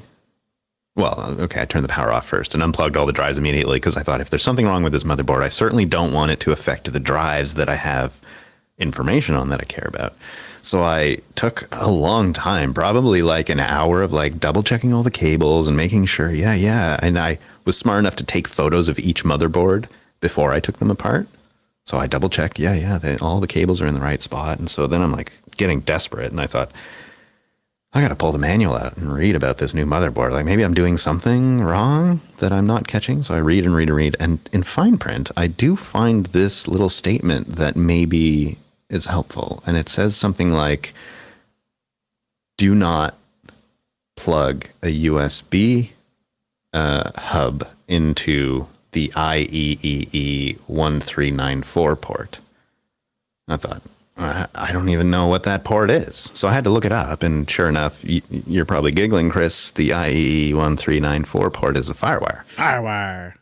Long live Firewire, I say. And sure enough, I had done that. So I just unplugged it and I thought, okay, well, I'll just unplug it and reboot it, right? So I hit reboot. Nope. Get that blinky light with the 4 beeps again. And then so there's more fine print and it says, oh yeah, if you do this, it will just fry the motherboard. And you're just sunk. What? Oh, no. And you're like, it's the exact same connector for the USB port versus this FireWire port. And I knew at that moment that it was just, this is the end, like the doors say. Project stops. Hard stop on the project right there. I gave it a day, and the next day, I started taking the motherboard out, swapping it back with the old one. Yeah. And so I did swap it back to that older motherboard that I had, and everything seemed fine. Except I went to plug the drives in, which is 8 drives. You plug the first one in, plug the next one in, and I get to the 8 terabyte drive that I had just purchased. It was the last one because, I don't know, that's just how it worked. And in the process, I had accidentally nudged the data cable, the serial ATA cable, and I broke it. Oh. So on this brand new drive that I installed into this machine, I had broke the serial ATA cable off of it by, I don't know, accidentally hitting it. I don't even know when it happened, but it was a dark day. That is a double whammy, too. That is my story. Wow. All right. You just had to build back. And Build back better. This time you know better. So this time do it right? This time. I mean, the drives are at least running at this very moment doing sort of a stress test. So I've gotten that far. I've gotten further than the last iteration. So I think we're celebrating. So you'll get home and those things should be well broken in. Be ready for toasty. Yeah. All right. Well, I know we have a bonus Brent story in the post show coming up, but I want to hear. I do have another story that I think I've told before, but I'll keep it for the members. All right. I want to hear your story, Wes. You got a kind of embarrassing. Yeah, story I got 2. Maybe a quick first one and sort of the real one. Okay. And I guess really it starts early. Apparently, I just have a penchant for changing stuff that you really don't need to change. I recall as a kid, we had a Windows 98, maybe became ME. It was definitely ME at some point. Strong memories there. And I knew just enough that I thought it'd be fun to play with changing the startup image. Sure. And that you had to patch some boot files. There was a bitmap image you could overwrite in there. Literally a .bmp. Yeah. So that was my first experience pretty young of, just bricking the family computer and then having to spend all day repairing it when my mom was trying to get things done. I had there used to be a Norton Commander UI for DOS. Oh, yeah. That was kind of pre-Windows and somehow I put it in split view. And it was on my dad's computer, and he could not figure out how to get it out of split view, and he hated it. And he gave me so much crap for breaking the computer, and it stayed that way until they got Windows. That was, It also reminds me of that for a while I had this Dell laptop, and it was pretty decent for the time, well-spec'd, kind of, consumer-y grade, but other than that, a good machine. Had one of those hybrid graphics cards that never worked great under Linux, but you could kind of make work. It was also in the time, right, as the start of the EFI transition was kind of happening. And while this shipped with a traditional BIOS, there were some models you could get. There was an alternative firmware. And then enterprising folks on the internet had figured out how to patch that in a way that was compatible with the EFI support that Apple was kind of like one of the first to really roll out. Oh, I know where you're going with this now. Yeah, and so I was like, okay, well, I'd really like, my girlfriend at the time was doing a bunch of After Effects and other things, and I was thinking, it'd be interesting if we could turn this into like a render farm for her, or otherwise have another machine that she could use. So I was walking down that Hackintosh path that you know so well. Mm-hmm. And I thought it'd be a good idea to just take this firmware I downloaded off a forum on the internet and flash it on my main laptop at the time. And how'd that go? It actually worked great. Oh, yeah. This is the same firmware that's on there to this day. I mean, I don't use it. It's one of those old laptops, but thankfully nothing went wrong, but it just makes me think, what were you thinking? Did you even have a rollback plan? You know what? One of the things I did, it's even a little bit crazier, I think, is because I spent money, is there for a hot minute, there was this company that was producing firmware images for certain machines that you could buy on a USB thumbstick from them, and then plug it into your computer. It would reflash your system to look like a Mac, to Mac OS, and fun. Worked. And I think you even had to have like a USB thing always plugged in or something for it to check. And Apple cracked down on them so fast, but I got my hands on it. It's like $50 or something, and it worked, and it was really awesome. And so you could have Windows, Linux, and Mac OS on one x86 machine. Wow. But you're right. Like, I didn't even think about back then the security aspect of some hokey, fly-by-night company building some hack-together firmware. But also, Chris, you literally got a USB drive in the mail and just immediately plugged it into your main rig. Heck yeah. Well, I mean, there was nothing on it, right? Because it was a built Hackintosh. But yeah, it was the way. It's just didn't think about it as much back then. And today, replacing your firmware would be a ludicrous idea. Yeah. Except people still do it. Yeah, I mean, sure. Oh, yeah. Oh, I'll do it still. You just maybe think about it a little more first. All right. Now, before I get to mine, Neil, tell us about a mysterious breakage of apt in some virtual machines that you had. I want to hear about your horror story. So 2 jobs ago, I was part of a DevOps team that managed our images that we would use for our fleet of systems for various purposes, whether that be for developers or for the production fleet or whatever. Now, this employer in question, again, 2 jobs ago, you can figure it out, ran Ubuntu everywhere. And so we built our images on top of the Ubuntu cloud image, and then we would run we do our configuration on top of it, and then layer on whatever instance customizations and ship it off to be used by users for various workloads. Well, at one point, like this was 4 or 5 years ago, we had done this, and we were using Packer, as people are wont to do when you're building on top of cloud images, to build to integrate our customizations on top. And people were reporting that apt was broken on all of their machines that they were booting up. They couldn't install any packages. They couldn't do any upgrades. It kept reporting that the package manager was locked, which was crazy because the machine had just booted up. There was nothing going on, and we didn't do anything. And, eventually a bunch of people kind of pulled their hair out and got to a point where Neil, Linux things, tell us what happened. And it's yeah, I guess. And so then I wind up spending, I think it's 2-3 months on this. Yeah, almost 3 months digging through, playing whack-a-mole with the different things. And it turns out at the very end that that it was caused by, we impose automatic updates on all of the machines because we can't trust the users that are instantiating these machines to keep up to date. So here's a fun little quirk about Packer in when you're making machines. Depending on the environment that you're running the machine in to run the Packer image steps in, so in our case, we were running it in OpenStack, the way that Packer actually produces the final image is that it tells the cloud provider to snapshot it and then exports the image that it snapshotted from. So in OpenStack, it turns out that it pauses the VM for snapshotting rather than shutting it down. Now, you might be able to figure out where this is going, but to kind of elucidate here, it turns out unattended upgrades was running at the same time that the machine was being paused. And so the machine was snapshotted. The memory state was lost as part of the export. And so people were getting machines that had a half-run apt from unattended upgrades that essentially borked the package manager on every single machine instance that went out. So the fix ultimately, which was not really a great fix because it kept getting undone every time, was to try to stop the unattended upgrades process from running while the machine is while Packer is running. Because the way Packer works is it boots up your cloud image and then runs steps inside of it. So from the Ubuntu Cloud Image's perspective, it's just doing its thing, running as a computer, and it says, oh yeah, I've got updates that I need to apply because I haven't run updates in forever. So I'm just going to go do it now.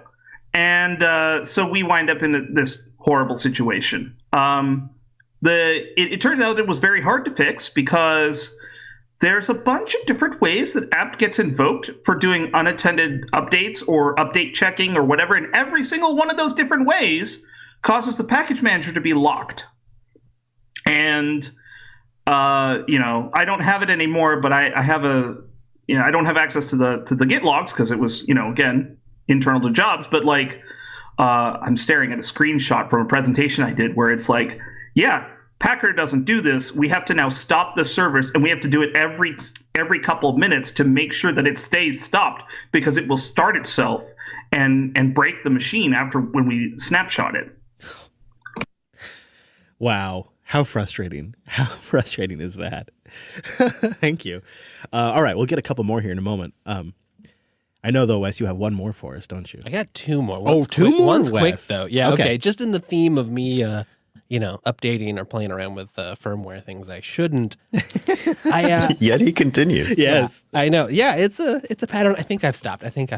But this was after college, and I hadn't yet really got a tech job. But my girlfriend at the time had got her sort of professional job. So she moved for that, and I was going to move in with her for the first time. And that's exciting. Yeah, it was, it was very exciting. Big step. Mm-hmm. And her parents were nice enough as a sort of moving present to get her a new flat screen TV. Oh, sweet. And I'd seen that it was new enough that it supported the Miracast stuff, or at least a proto version of that. And, being the, at the time, unemployed nerd I was looking for weird random hobby projects. I was like, oh, well, it'd be cool to be able to stream from my Linux machine. Yeah. So I found out how to get into the, the admin firmware, sort of what the TV tech would use to, go get in and make adjustments, because that's how you had to go, enable this. Do you remember how you feature. found that?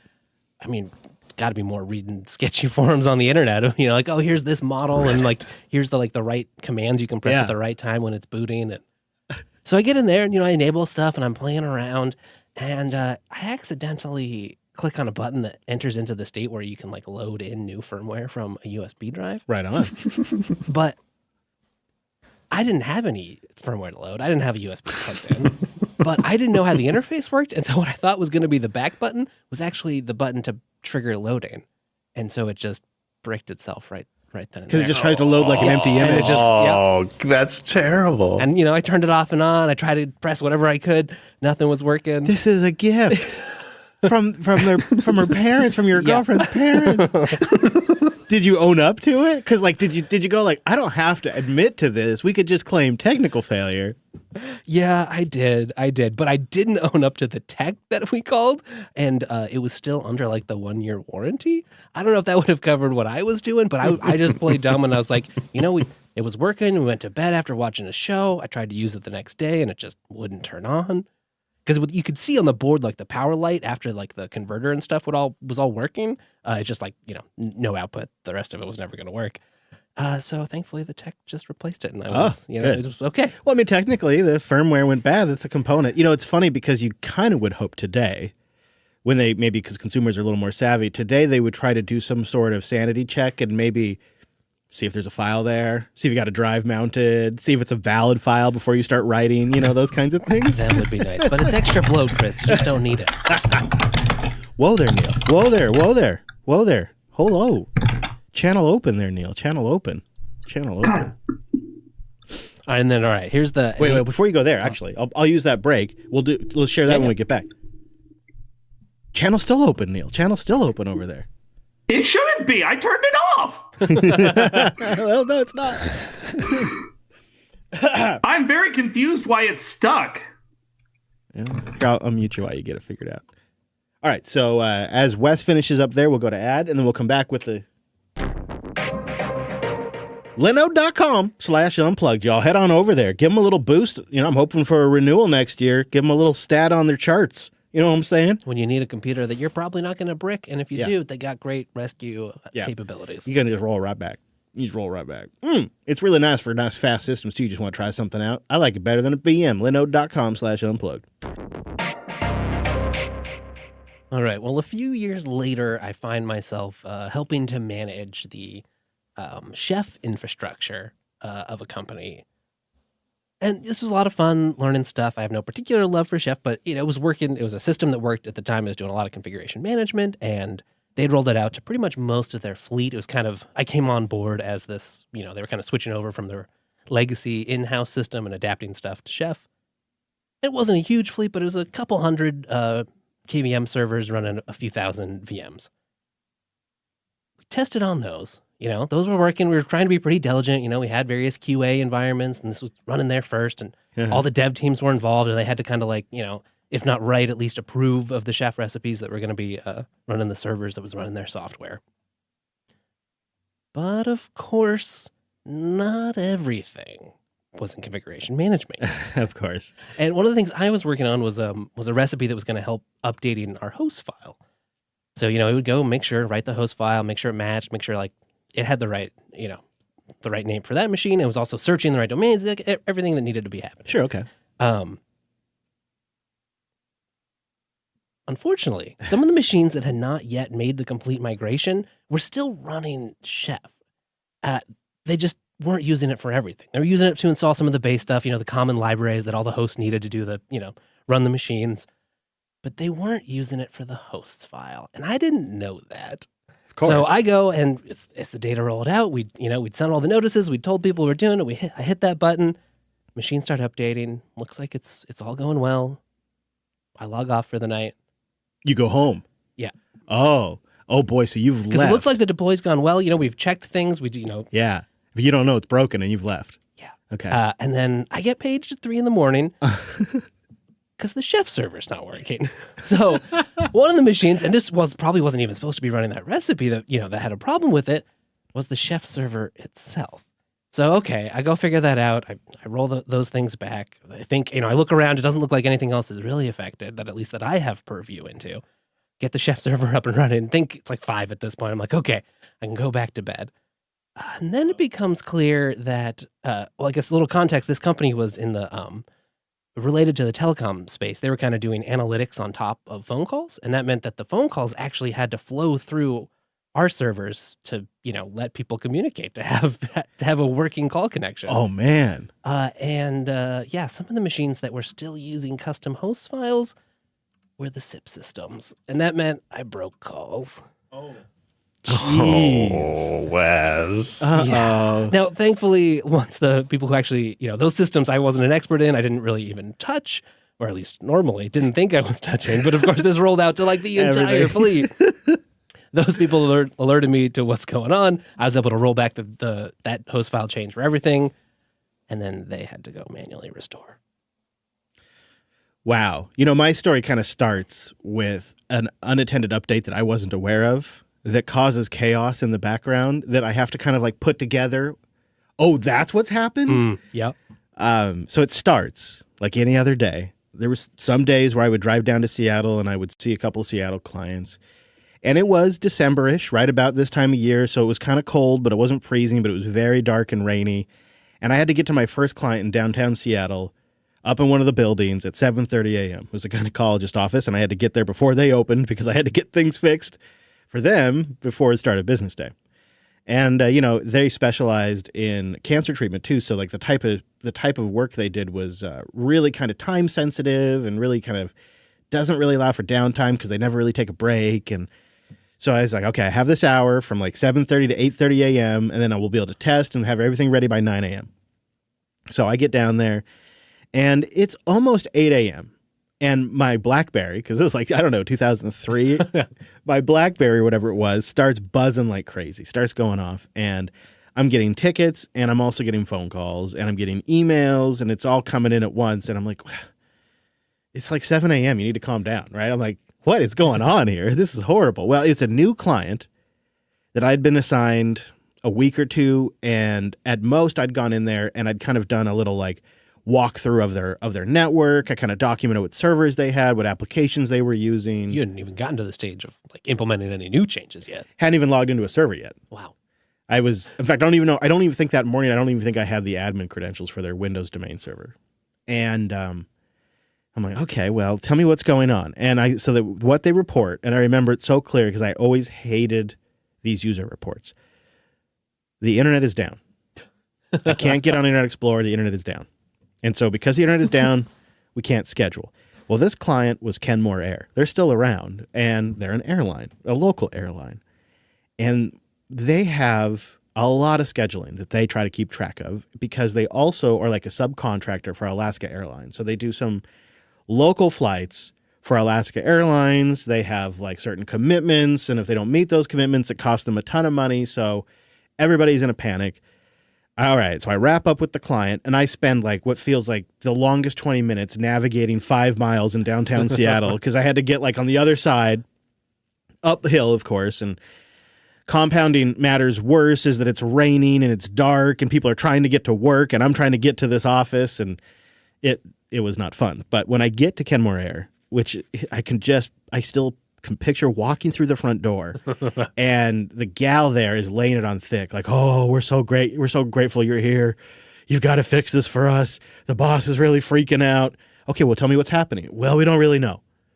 It's just internet isn't working for the pilots. They can't check their schedules. Like, okay, why? We don't know. So I get on the phone with one of the pilots because they're already calling in because each one of them's like discovering this as they get to work that morning. Of course. And so they tell me, yeah, I can't open up Internet Explorer. I'm like, okay. Because they got like some crappy ActiveX-based booking system. I mean, this is old school stuff. Yeah, it was the time, huh? And he tells me it's urgent. They've had to ground all flights. So you got to fix this for us. You got to fix this. Time is money. We got contracts. You got to get this fixed. Like the pilot is really worked up, right? And I'm starting to kind of get a picture. This is a bad situation, but I have no idea at this point why their crappy Internet Explorer won't launch, right? Like, I don't know. I don't know why IE won't launch. So I have the pilot kind of walk me through step by step, boot the computer up and walk me through it step by step. Oh, you're doing this remote too, right? Yeah. You're not even having it in front of you. No, because I'm at their headquarters. Right. And the pilots are tricky. Yeah, the pilots are all over the place, right? Some of them are up in Alaska, and yeah, it's and so what becomes clear as he's going through the process that what's actually happening is his Citrix Metaframe connection for Windows Terminal Services isn't connecting. Okay. So he can't get to his desktop where Internet Explorer is. So therefore, Internet Explorer is not working. You see, so we're working it. Look, I'm back. supposed to Internet Explorer. I can't Internet Explorer. Yeah, so the internet's broken, and that's why I always love those reports. So I mean, and okay, so I'm figuring out he can't get into his remote desktop, so that way they can't book a flight. So why would the Windows Terminal Services be down? Do you have any guesses? Like, I mean, off the top of your head, like with the information I've provided at this point, I'm gonna say update gone wrong. Yep. You could be close. You're in the zone. It took me, about 5 seconds to actually reproduce the problem. I also, even from the local office, could not log into the server. So there was definitely something wrong. And, there were message boards and stuff, sort of, online. And I was certified in Citrix Metaframe at the time. So, there was this forum I was a member of and all of this. And I go in there, and I probably literally find hundreds of various reasons why a Windows terminal server might not be accepting connections, right? Like, oh, gosh. It's a lot. It could be anything. But this was the beauty, and this was, again, this is early aughts. This was like, holy crap, the internet's going to change my career. Because I found a forum thread that was fresh that day, and it clicked. It was sort of the same kind of overall experiences. And they also were a McAfee antivirus user. And McAfee antivirus, this is built before Intel owned them and all that stuff. They had sent out a new set of updates, like an engine update and a new pattern update. And then at some point in the night, after McAfee had updated itself, it did a system scan. And it scanned all the Windows servers because they had McAfee on everything. Because you got it, right? Because it's the diligent thing to do. Of course. Security. And McAfee helpfully detected some critical DLLs that Citrix Metaphone used as malware. Oh no! Of course it did. Yep, and it quarantines them. It quarantines the file, which causes like the login coordinator to crash and all of this, right? And this was an interesting situation because you could see McAfee realize they had a problem, and I think they were a West Coast company at the time, so they're kind of like on the same schedule I was. And you can see them like their support lines jammed, and that's when I knew I was onto something because other Citrix users were having the same problem the same morning I was. It's a dark place, but that's a good feeling. Right. A little light in the dark. Yeah, it's like, okay, they're working on this. So I'm telling the pilots this doesn't make them much happier though, right? So they rush out a patch. And I think there's like a specific program we could run on the server where we'd like download the latest stuff and install it. And I run that McAfee program that does that. And then I can recover those DLLs and reboot everything, and the terminal services came back online. But when we were doing the postmortem and I was explaining what happened, it really opened up that doorway to have the conversation around using Linux. And ultimately what I did for this client is I took that one application that was a super old jank ActiveX application that required IE, and I virtualized that server in place and moved it onto a Linux host and moved all of their other backend stuff onto Linux. Wow. And it worked. That was one of the few times I'd really taken. Microsoft, I think, made the tool to convert an existing Windows box into like a VHD file. And then I could just drop that onto a Linux box and just run it. And so they came in the next day and they still logged into their terminal server, but it was a VM. Oh, that's so smooth. It was like it opened up, they cracked that door. And they're like, this is ridiculous. Right. But you've been telling them there's problems, but finally you're like, no, you can't deny it. These systems aren't working for you. Yep. And I'm like, let me tell you the good word about Clam Antivirus. Yeah, I did actually end up putting Clam AV on their file server because, they still want an antivirus protection. Yeah. And Clam AV never deleted DLLs, causing the system to crash. How did I know that the moment you mentioned McAfee, that this was going to be one of those kinds of stories? The bad old days, man. It was the bad old days. It was the way I still things have were. the trauma from those. And also back in the day, right? Like Windows used to come with McAfee as part of the Plus pack, so people would just be stuck with it and not know better, and then things would just mysteriously break, and no one would have a solution for it. Oh, there were so many sneaky ways they get it. They do backdoor sales and all kinds of stuff. Jeff, I know that you have a story that involves more like hard hands-on tech that could have gone pretty bad. Oh, not could have. Did go pretty bad. What happened? So my first 2 weeks as a commercial solar technician, which was also my first 2 weeks living in the Pacific Northwest, or rather, Northern California, we were tasked to re-terminate a whole bunch of inverters on a large site. Again, this is commercial. There's something around 50 inverters on this site, and we're doing somewhere around a dozen a day. Each inverter has 6 independent strings, and we have to re-terminate all of those. Take them all out, strip them down, put them back in, tighten everything up. So, on a lovely day, nice and overcast, luckily, I was down to my last inverter. And these inverters are sitting pretty low on a metal roof.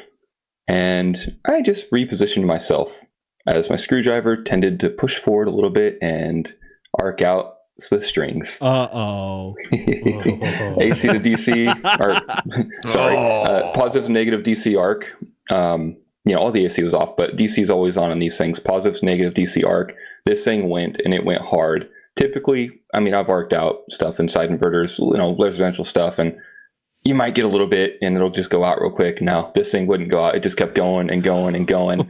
And luckily, everything's metal. The whole roof's metal. Everything, there's nothing to catch fire. But, it was a nice flash and it just kept going. We did get it to go out with a fire extinguisher. And about 20 minutes later, a cloud broke and it kicked back up. And that's when we traced down the DC pipes going into the inverter, traced them all down, unplugged all the home runs, which we should have done in the first place. But that was fun, and I'll share some pictures in Mumble. Yeah, okay. Wow. I can imagine one day getting myself into a similar situation as I keep trying more and more stupid things. Golden Dragon, didn't you have a similar, almost caused a fire story? Oh, yeah. So this one starts with I 3D print quite a bit. And one of my big hobbies at home. Well, I have a house that was built in the 50s. And so, as you can imagine, some of the wiring is not up to par. So, I just got done with some prints, and I go, okay, well, it's time for the next set. Well, my stuff wouldn't turn on. I go, oh, what's going on? I have wood paneling in my house, and so we went to Lowe's, picked up some stuff, and thought, my brother and I could just dig through it and we'll find something. We replaced some outlets, try to get some wires, and everything wasn't working. We're like, what the heck? Well, we go downstairs because we finally kind of traced everything back to, well, it's got to be near the printer. We've tried everything else. We've changed what we could, and nothing's going. So we dig out a little piece of a panel, and we find that we can kind of reach behind it a little bit, and I see a wire. Grab the wire, and all of a sudden, just boop, touch the wire, and nice big electrical explosion in my house. Did it cause any harm to anybody or any things? Fortunately, no. We had. I don't know how the heck none of us, there was no fire, no, it was just, I'm really shocked. See what I did there. But we were just stunned, basically, that all of a sudden, here's this arc and nothing's on fire. There's basically just concrete right behind the paneling. So I think we got really fortunate. You're talking about wires from the 50s, Absolutely, yeah. Yeah, absolutely. You got fortunate. No kidding. Okay, we would love to hear your stories. If you're listening out there, please boost them in. Remember, we are trying to raise funds to get to scale. It could be a great way to support the show and tell your horror stories out there. I know some of you listening have got them. Share your pain with us. You're amongst friends. Now, Brent, being in Berlin, we got a meetup coming up soon. We do. I would like to say, hey, this is low expectations, low effort meetup. The last several times I was here, we organized some more sort of formal meetups. I want this to be an informal meetup. I haven't even really told the venue or anything. So, but at C-Base here in Berlin, there's a regular Tuesday NixOS meetup that happens. But you don't have to know anything about NixOS. It's really just an excuse to all hang out in the same space. If you've never been to C-Base before, it's an amazing experience. If you have been to C-Base before, well, you just want to go back. So not this coming Tuesday, so not the Tuesday you're hearing this if you're listening to this as it first comes out, but Tuesday, December the 12th, I'm going to be at that NixOS meetup. So it happens at C-Base. And it usually starts at around 7 p.m., but you're very much allowed to be late to this particular meetup. I always am. And it goes on till quite a bit later. So if you want to join me, if you want to join us, the crew, please do. There's a Matrix room that we usually link to as well, the Berlin Buds Matrix room. We kind of organize in there. If you've never been to C-Base before, you will get lost, so you might need a friend to help you find the door. But if you're interested in hanging out, please come. I'm bringing stickers, and they have a whole barrel filled with stickers there, too. So it is your opportunity to attend one of the renowned Berlin and Brent meetups. You don't have to use NixOS, like NixOS. You just have to tolerate people talking about NixOS. And if you've got this far into the show, you've already managed to do that. So now, the Tuxies approach. Very, very close. It is your last moments to go vote. Tuxies.party. They are open. Of course, we also have a form linked in there if we miss something. So you can put it on our radar. Nominate your favorite projects. We do use that term loosely for our 2023 awards. What is our number, Wes Payne? 2060. We got to our 2000 goal. If you want to just put it over, a little gravy on top, you still have a small window to get your votes in. And of course, we'll have a link to those You Voted Tuxie stickers by our Golden Dragon. $2 for the digital version. We'll have a link to that in the show notes. It's all coming up. We'll have links in the show notes so you can get to that and get your vote in there because we want your opinion represented in the 2020 Tuxies. Again, it's tuxies.party. Oh, go to Collide. Let's all go to Collide right now. KOLIDE.com/unplug. Well, you think I wasn't already there? Of course you were. Go give them a little Sunday. How you doing? Let them know the Linux Unplugged show was live by going there. Let them know. Let them feel our live stream. Feel the ultimate power of our live stream at Kolide, KOLIDE.com/unplugged. This is a way to kind of for me, it would have extended my life in IT. It integrates with Okta to make sure only trusted devices and compliant machines can get connected. And if they're not compliant, it'll help your users work through why it ain't working. So you don't got to do it. It's really, really nice. KOLIDE.com/unplugged. Well, we've arrived to the feedback section, but Chris, I think you have some exciting news in this regard. Can you share? Yes, the 32-bit laptops that were sent in by Spazzy C have arrived. Wes, do you want to do the honors of the unboxing? Oh. I've pre-opened it a little bit here. So I cut the tape. There should be 2 Dell 32-bit machines in there, which... this is a heavy box. Yeah, it is a no joke. Well, you know what, Wes? They built them big back then. Oh, yeah, there you go. Get in there. It reminds me of the map sounds. The map sounds very similar to this. Yeah, that's, well, whenever Wes gets ASMR-y. Whoa! I see gold. All right. Or silver, I should say. He's nicely packed in there with some bubble wrap. Oh, yeah, look at that silver and white beast. Oh, hand it over here, Wes. Hand it over here. There's 2 of them in there. Oh, God, it's heavy. It is really... Oh, here's a power brick. Oh, yeah. Great. Yeah. This is back when the laptops were definitely bigger than the power bricks.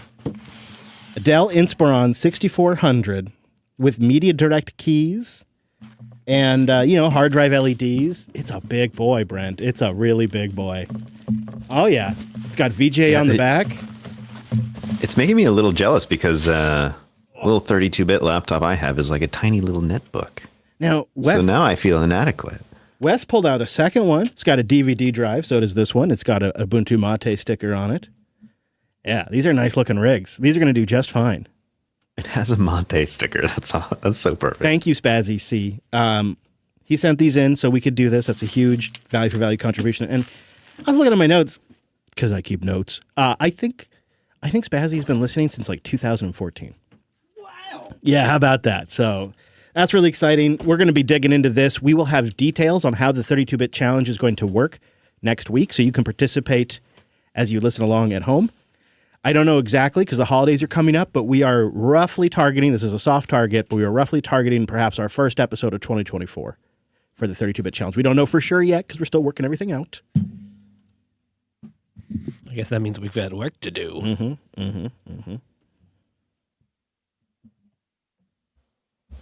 We also got a little piece of mail from Soltros giving us an update on a project. A little bit of an update on my NixOS config builder tool.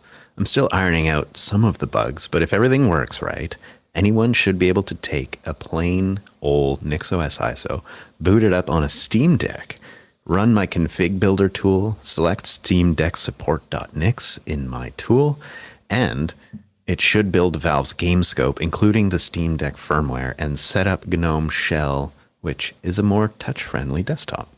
It loads up through Jovian NixOS, that project. This is a really neat project, and it's getting some traction in our Matrix room, too. We'll link to his config builder in the show notes as well. So, yeah, getting a little Nixification on the Steam Deck. All right. Well done, Soltros. I like it. I like that a lot. I'm going to be checking it out after the show. I don't know if I'm going to Nixify my deck, because one of the things I really like about my deck is it just works. You haven't tampered with it. However, if we were to have like a spare deck or something like that, yeah, it's definitely a contender. And now it is time for Le Boost. Yes, it is. And Devator, sounds right, is coming in with our baller boost this week. 450,000 sats. Sending in from Podverse, which, by the way, I think I was looking at our stats. Podverse isn't the #1 app used for boosting, but it is the highest boosted value. So the Podverse users loving the GPL app out there. And Dev writes, first-time booster, party member, and I've been listening since the pandemic started when I found self-hosted. Thank you. Thank you for all the ways you support and for listening. JB shows are the only podcast I've ever listened to more than one episode, despite trying several others. In honor of Chris's 1-year anniversary with Graphene OS, here's a boost to reset all the silly naming conventions back to best guesses. Whoa! I love it. What a game changer. All right, we're going to have to think about this. This is a big moment. All No right. more giraffes? Yeah. Yes, this whole boost is just for the hard or softness of letters. Oh, and I guess scale too. That is so great. Thank you, Dev Tor. Really, really appreciate that boost. Appreciate that support. Thank you for listening too. And I've been loving my graphene.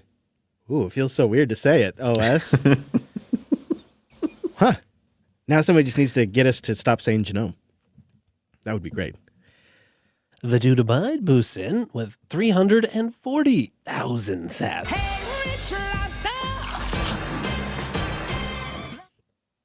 Boosting in from the podcast index. First time boosting. Here's a little something for your trip to NixConf. If you divide by 10, you'll find my current zip code. Huh. And tip, it's in the south of Europe. Well, Wes did bring his worldwide map this week. Thank you, the Dude Abides. See if we can find you. Appreciate that generous boost. And thank you for taking the time to set up boosting. I know the real hurdle is just getting it set up. And you've done that part. Now, can you find him, Wes? Yeah, looks like it's a postal code in Montpellier, France. Well, hello, France. Thank you for boosting in, the Dude Abides. Appreciate that. And he says, P.S. more to come. Well, I'm looking forward to that. I look forward to hearing from you. VT52 boosted in with 150,000 sats from Podverse.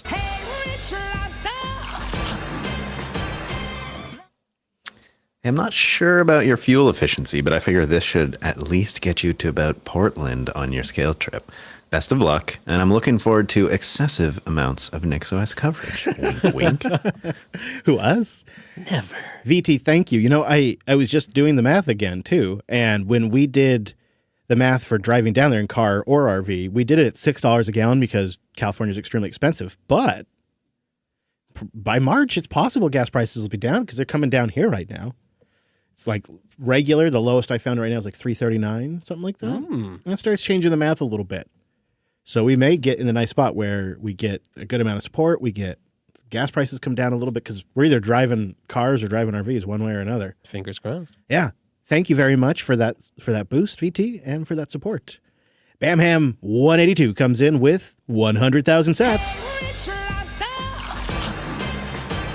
Now, this is a pet peeve. It's not really a hill I'm going to die on, if those semantics matter, but Dockers, they're not a thing. You're just managing containers with Docker. Here are some sats towards the scale, because Nix, and on that topic, an awesome feature snuck into SteamOS 3.5, and that is that /Nix is now persistent, which means you can manage your Steam Deck with Nix. It's everywhere, and I love it. Oh, okay, that's great to hear. Bamham coming in with the handy SteamOS 3.5 info. And I saw you nodding along, Wes. Do you agree with this pet peeve that people should stop calling them Dockers? Yeah, I don't know that I have to hear it too much, so thankfully I'm spared, but yeah, I like that take. Droopy Draco comes in with 100,000 sats. Can I stop us first? Yeah. I think we just hit 1 million. And I know you have a sound clip for that, Chris. Oh, did we? All right, well, give Drew a good clean cut then. Yeah. I had a combo I wanted to do. Oh, yeah. Okay. All right. Okay. All right, Brent, ready when you are. Ready when you are. Hey, gentlemen, I have been keeping track of the sats we've read so far, and we just crossed the $1 million. Oh, wait. No the way. 1 million sats mark. Oh! Whoa. 1 million space bucks. 1 million? That's, wow. Thank you, everybody. We're on the way to scale already. I can feel it. And the boosts keep coming. Droopy Draco sent in 100,000 sats. From Castomatic. Hey guys, first time boosting in. Certainly not the last. Oh, great. Just want to send in a small contribution towards the Scale Nix Bounty road trip. Listening to your show renewed my interest in Linux and is piquing my interest in Nix. I'm at the edge of the void about to take the plunge, so thanks for spurring this on. I have little doubt that some Nix coverage from this event will be the final little push I need. That's great. Thank you very much for boosting in there, Droopy Draco. I like that username too. And I appreciate you taking the time to do that first time boosting. I know that is the uphill battle there. Now, the only thing I'm worried about a little bit is if the Nix experience goes bad, is Droopy going to blame us? You know, That's worth the risk. Okay. All right. Okay. I think you're probably right. McZP boosted in with 100,000 sats, Wow. also from Castomatic. Wow. Simply saying, simply saying, let's get the crew to scale. Heck yeah. Yeah, we're getting excited about it. Thank you. This is awesome. Before we got connected on the live stream today, Brent and I were talking about, it's been too long since we've gotten together, done an event. Like, it's just been, not quite since the same. We flipped an Airbnb upside down. Yeah, right. We did LinuxFest, which helped, but it was just a small amount of us, right? Yeah, it's a little taste.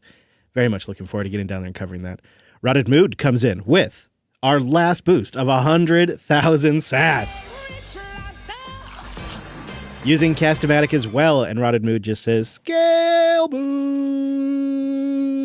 B-O-O-S-T. Thank you, Rotted Mood. Appreciate that. Woodcarver boosts in with 81,474 sats. All right. To scale and beyond. Thank you, Woodcarver. I like that. I wonder if 81,474 means something. I feel like 474 is very intentional. Did Wes look that one up? I think Woodcarver will have to let us know if I'm onto something there. Well, Mooner Knight boosted in with 66,666 Satoshis. Ooh. All right. That's a lot of asses. Get yourselves to NixCon. I bet these sats will be worth more fiat by March as well. It could be. As we approach the halving. That would be a really nice little development. You never know, of course. That's something we have to go into with an open mind. It could go both directions, but chances are we could have a situation where these go to work for us as the halving approaches, and which would be April. So you never know. We'll see. We'll see. Kyocera comes in with 22,666 sats using Podverse.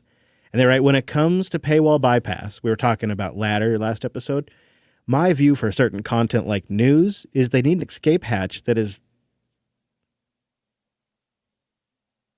They need an escape hatch. It'll give me like a single article. Maybe I could send him some sats or fiat fun coupons and just buy a single article for a reasonable price. If I find myself purchasing enough articles to make it worth it, well, then I would just buy a subscription at that point. And here's some sats to get your arses to Mars. I mean, scale. Oh, well, thanks. Yeah, thank you. Torped boosts in with 22,222 sats. Things are looking up for old McDuck. Recently added storage to my system with two different types of disks, NVMe SSD and regular SSD. I got to see what it's like to add storage to a Linux system, and it was glorious. I added the SSD as a physical disk, added it to my existing LVM LG, and was able to expand my root, temp, and var partitions across the disks. Then I added the NVMe as a new VG and LG, used DD to move my home to the NVMe, and updated the mount. I did all of this hot and live. Yeah. Only had to reboot once. Only had to reboot once I moved the home partition. I know how this feels because it was like, what, a few months ago, 6 months ago, I had that big storage victory on my workstation where I redid all the storage hot, did it live. And it's so awesome when you get it all done and everything's the same. It looks the same, but yet your storage situation is much improved. Feeling you on that one, Torp. Thank you for the boost. Well, Deleted boosted in with 12,345 sats from Fountain. Hey, since we needed a second Spaceballs boost. Is this our second one? Oh, this must be from last week. Yeah, it was. Yeah, I think it was a live boost that maybe we didn't get filtered into the show. Well, he gets it. 1, 2, 3, 4, 5. That's the stupidest combination I ever heard in my life. Thank you, sir. Thank you, sir. Sir Alex Gates, the podcasting 2.0 consultant, comes in with 10,240 sats using the index. Well, I officially tried NixOS. It required me to compile a custom version of the latest kernel to release a custom device tree and a custom bootloader in order to run the Orange Pi 03. The documentation assumed too much inherent Nix knowledge, and half of it used flakes. Needless to say, Fedora came to the rescue, and I'm falling back to Ansible for automatic configuration. The majority of the deployment configuration will be for Kubernetes anyways. All the Nix talk always reminds me of Haskell programming. It's ironic that I found Rust easier to learn and more practical. Serving down a solid criticism there. I will also agree, sometimes the configuration sort of is written in a way that assumes domain knowledge. And they're like, yeah, just do it with doing the thing. And you're like, but I don't know how to do the thing. I don't even know what the thing is. So I think that's sort of the point of like expert level things like Nix are kind of geared around that. Like if you look at things like Arch, Nix, Gen2, Gobo. Like these platforms are all built around this idea that you RTFM and you build up a wellspring of internal knowledge before you do anything meaningful with it. Okay, I guess, but like, and that's great for the people that are not only capable of and competent at doing that, but also able to sustain that effort. Not everyone is, and I think that's probably fine. I think Brent and I actually, when on my way back to my hotel, where he took me back, or was it Brent? No, it was Wes. That took me back to my hotel. We had a conversation about this as part of our several hour long thing about like the philosophy around Nix is that you need to have paramount understanding of the components and a desire to have absolute control over them, because without those two, Nix becomes extremely difficult to deal with. Yeah, well said, and completely agreed. And it's a way of life. It's a way of life. Yeah, and that's a tough first sort of Nix project. Maybe trying like NixOS and a VM and getting the lay of the land will be a little bit easier. But if your environment means you need, good Orange Pi 03 support, then Fedora and Ansible sounds like a pretty nice setup. Are you? Or, yeah. The Golden Dragon boosts in with 12,300. The Golden Dragon boosts in with 12,345 cents. Spaceballs boost. So the combination is 1, 2, 3, 4, 5. That's the stupidest combination I ever heard in my life. Scale boost. Won't be able to make it myself, but here's some to help you guys get out there. Let me know if you need your sticker game to be on print. Oh, we probably will. Be on point. Well, I think that's the same. we should talk more about that, Golden Dragon. Thank you for the boost, and we gotta stickers. And I'm going to bring down some LinuxFest Northwest stickers too. Spread the good word about LinuxFest. So yes, good thinking. We'll have to circle back, as they say. Southern Fried Sassafras is boosted in with 12,345 sats. And you know what that is, Chris? 1, 2, 3, 4, 5. Yes. That's amazing. I've got the same combination on my luggage. Keep up the good work, gents, from the Neighborhood Mog. Oh, thank you for the boost. Using Podverse there too. Like to see that. Takairo comes in with 1, 2, 3, 4, 5 sats. We're going to have to go right to ludicrous speed. About the 32-bit challenge, I hope at least one of you plays to the strengths of NixOS considering that you could apply the same configuration that you have right now, automatically utilizing any of the packages that are also supported by 32-bit x86. The same is very true also for utilizing Nix-Darwin as well as NixOS. The same configuration worked nearly 100% when applying on my MacBook. Something to consider, since you could likely get started with a nearly identical environment easily. Kind of sounds like one of us could rescue the other. One of us should definitely try this. I feel like Debian's on that list. I think Tumbleweed, right? Yeah. Well, maybe Brent can handle that. Yeah. He is our I've done it already. You're our SUSE correspondent. Yeah, but have you done it with 32 bits? Right. Might go better? Is that That's what you're half. saying? That's half the definitely. bits. Yeah, using SUSE on 32-bit hardware that's super old is going to go way better than it is on your brand new Dev 1, I suspect. Oh my gosh, the facetiousness is so strong here. But 32-bit x86 is still somehow supported in Tumbleweed. Yeah. I think we should go the totally opposite way. We should try some crazy things we haven't even tried before. Like, I don't know, some more obscure distros, perhaps. Okay. All right. We're gonna have to have a little meeting. I think so. Devrelin Busin with 3,000 cents from Castomatic. The best way to not have to deal with paywalls is the cookie auto-delete enabled with Firefox. As soon as I close the tab, the cookies are deleted, and they have no idea that I'm a returning user. And then we get a little link here to Firefox add-on cookie auto-delete. Might not be a bad idea in general. Could mess some stuff up, but could also be good for privacy. Mm-hmm.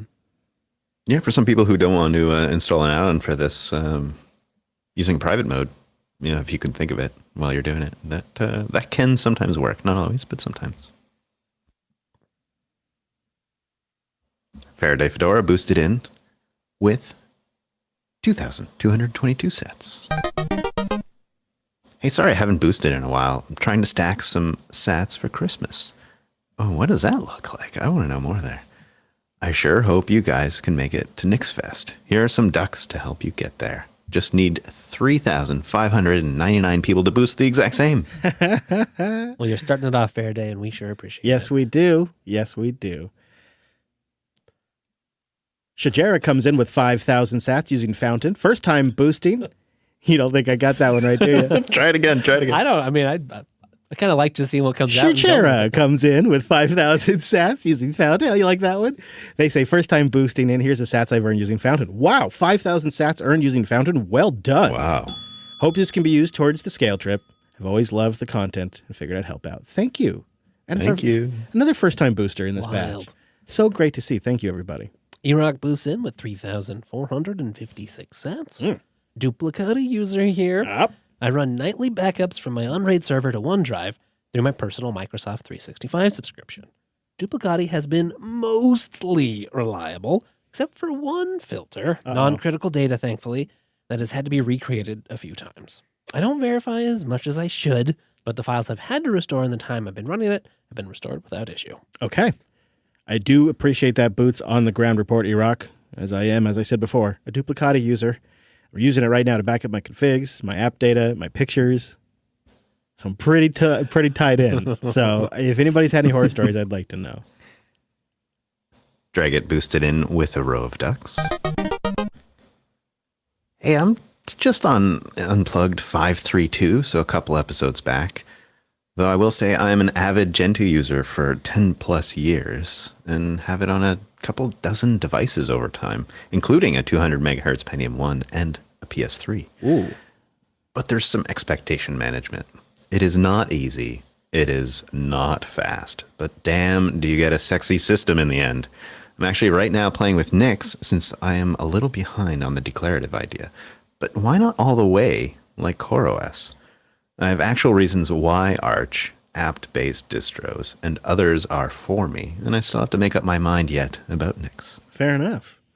That gets me thinking, actually, quite a bit. Man, I can't imagine running Gentoo on a Pentium 1 200 megahertz.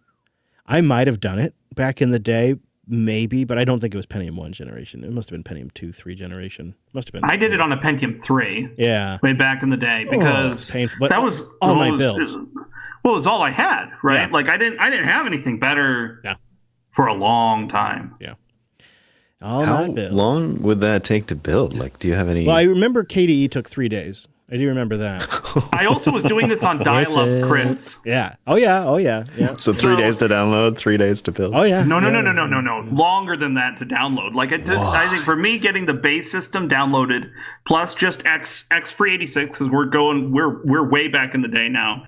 I think it was like 3 weeks to download all of it.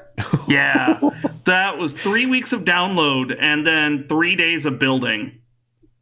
You know how we care now about how our systems, like if they're using more than 10 watts, we really get bent out of shape? Well, you spent 3 weeks with an ancient thing just running like crazy just to download some stuff. We've come a long way. Yeah, that's true. That's true. Dark Matter PHP Dev comes in with 3,900 sats using fountains. It's great to hear the discussion on managing dot files. I'm just starting to explore this for the first time myself. I've been looking at Stow with Git, but I'm early enough into my journey not to be committed to a particular solution at this point. I'd be eager to hear solutions. Keep up the awesome work. Now, this is a big topic. We are also discussing this in our pre-show about dot file management for KDE. This is an area where I could do better in general. So I would also be interested in hearing people's suggestions for what's worked for them. I know this is a rabbit hole. I think you had a suggestion, Chris, of Cheesemoy. What did you call it? Yeah, Cheesemoy. Yeah, Cheesemoy is one we discussed. Yeah, yep. Mm-hmm. Cheesemoy, of course, which is the proper pronunciation, as everybody knows. That's one point against Stow is you can't mess it up, and so. Oh, I could. So I actually wound up doing it the other way around. So like most people, what they do is they try to like somehow version and snapshot their dot files in its entirety.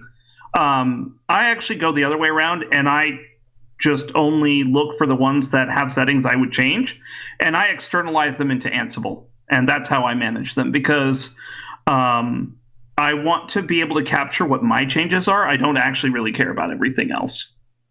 Yeah, that's a nice approach. But I'm curious, maybe we can get something from fellow boosters, help Dark Matter PHP Dev out, help us out. Be interesting to see the wide array of different solutions folks have to this problem. I have a Home Manager question. I know in the NixOS world, Home Manager is well loved for this, but can you run Home Manager outside of NixOS for this purpose? I think you can. Yeah, I think so. Yeah, you can run. I don't know of a reason why it wouldn't be allowed. Well, there you go. It's just weird. It's a weird tool, but it doesn't specifically require you to run on NixOS. Soltros boosts in with 2,349 sats. I know you guys use the fish still, so I was wondering if you've ever written any fish functions in your configs. I have one for rsync backups, one for mounting said backups over SSHFS, another for backing up deconf settings, and the works. Oh, that's a fun question. You know, I'm sure I've written a couple over the years. I think I tend to just end up putting scripts like in a folder on my path and running those, but fish is great. I'm taking notes right now, though, Soltros. That's a great idea. Fish is awesome. God, I love fish. Control R is so much better on fish too. It is really so fantastic. Like also just the simple fact of like when I'm typing, it starts giving hints, and then I can page up and down, and then it'll give me like a Norton Commander style view of all. I know we mentioned Norton Commander earlier, but it's a really nice view style, and it'll give me that kind of view of all the different permutations of commands I've run before, which is amazing. Yeah, love it. Well, @user came in with 6,500 sats, saying, "Hey, just clearing out the Fountain wallet," and another 6,000 sats with no message provided. Thank you for thinking of us. Appreciate that. Tyler, TYR comes in. I know I always have a hard time with that one, but appreciate the boost anyways. 3,000 sats using Podverse. Debian is good and all, but the NixOS talk has finally pushed me to try it out. NixOS is now my primary OS and my daily driver. Ooh. I'll be keeping it for the foreseeable future. And the Nix nerds community in Matrix is a lifesaver. Debian, though, is a good base for Nix. Oh, man. Oh, my gosh. That one's... So fun. So fun. Thank you, everybody who boosts in. We had a really incredible week. You know, we are trying to raise 8 million sats to get to scale, and we raised a fantastic 1.6 million sats this episode. Wow. And now, No, that's not the right one. What do I want? I've got to have a good celebration song. Here's one. Is that a record for us? Well, hold on. Let me find a celebration song. What's a good celebration song? How about...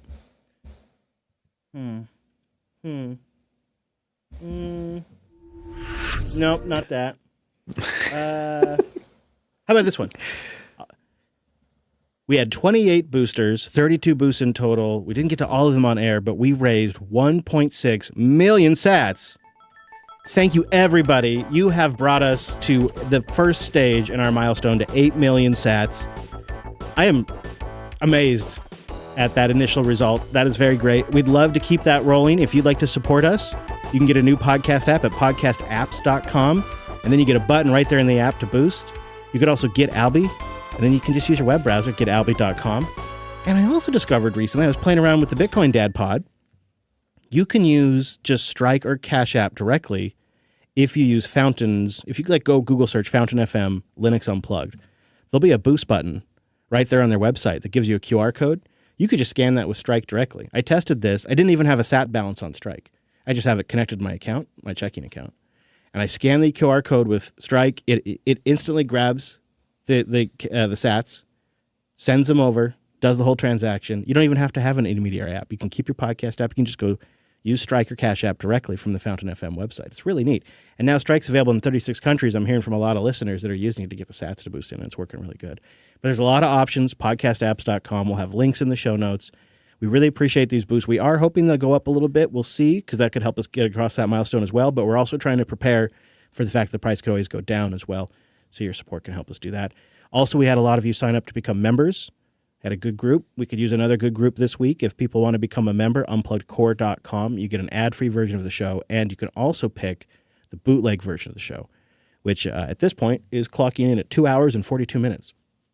There's a lot of content in there that we make just for our members, including news stories like we talked about RHEL phasing out X11, the new release of SimpleX, Brent's travels this week, as well as our NixOS upgrade experiences are all in the members show this week. And that's another way we can just say thank you for supporting us. We really do appreciate it. It is a value for value podcast. So if you got a little value out of it and you want to send us some value back, the boost or a membership are a great way to do that. The app picks this week could have been the entire show.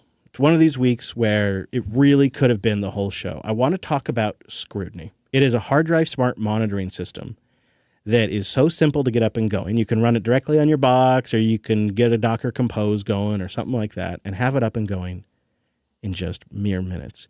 It'll use the smart CTL tools and stuff like that to scan your disk and then give you a web UI with all of your hard drives listed, with how they're doing, their age, if they've had any issues, their average temperature. There's actually a surprising amount of data inside there that these just have, that you just don't really have a UI for. And when I ran it, I discovered that some of the disks have been running, not just in age, but have been online for 10 years in our Arch server. The youngest is 4 years old. The average age is like 7. There's some 9-year-old and 10-year-old disks because we all bought them used. They've been running for, that's online continuously for 10 years.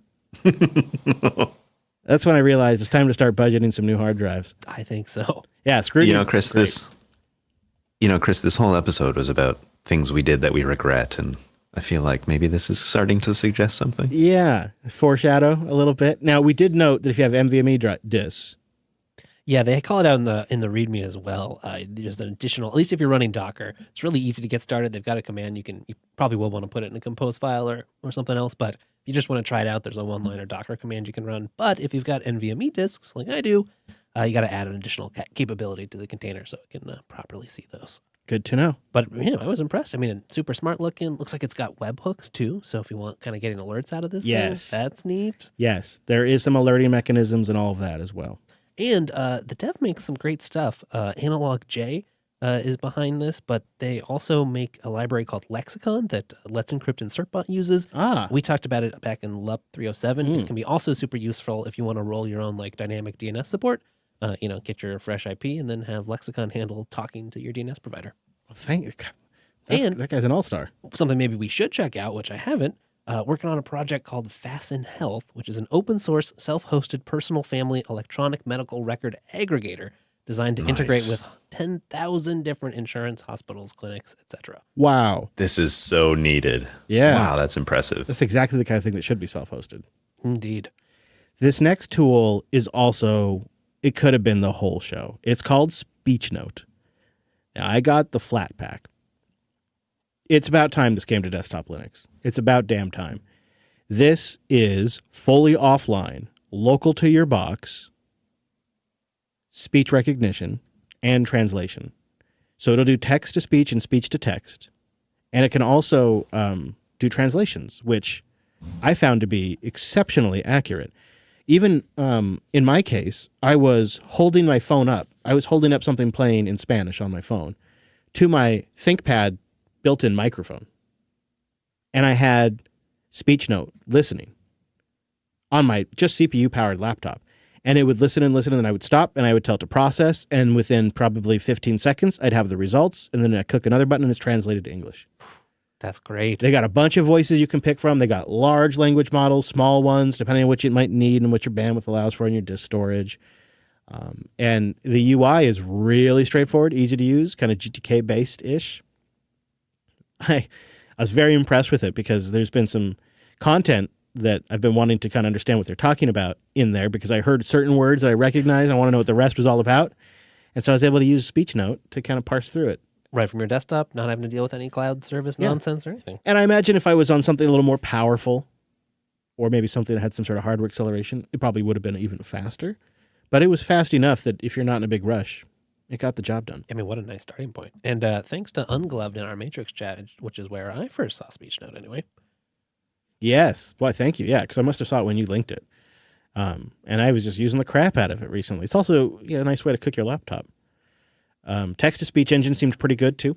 Now, do you think it'll run on these 32-bit machines? I don't think so. No. I remember, go vote in the Tuxies, tuxies.party. Just a little bit longer. That window is about to close. And then we are fishing for some boosts. Have you had a bad moment? Did you RM-RF something you shouldn't have? Did a backup fail just at the wrong moment? Share your pain with us. Also, we'd like you to start sending in your 2024 predictions. That way we can steal a few of them and get inspired as well. You could do that by going to linuxunplug.com/contact, or of course, please consider boosting in. I'd love to start getting some prediction boosts, start getting that kind of just percolating in our minds. Who knows what could happen in 2024? It's coming up. It's coming up quick. See you next week. Same bad time, same bad station. Yeah, that's right. We're wrapping up. Why not make it a Linux Tuesday on a Sunday by joining us Sunday at noon Pacific, 3 p.m. Eastern live. Got that mumble room. We got that chat room. We just love that live energy too. Gives it that special flavor that requires you as an ingredient. Details and times at jblive.tv and jupiterbroadcasting.com/calendar. That mumble room is open. That's at jupiterbroadcasting.com/mumble. You can get in there and get a low latency Opus stream. Links to what we talked about today. Well, that's linuxunplug.com/539. Bunch of great shows over at jupiterbroadcasting.com as well. Thanks so much for joining us on this week's episode. We'll see you right back here next Tuesday, as in Sunday.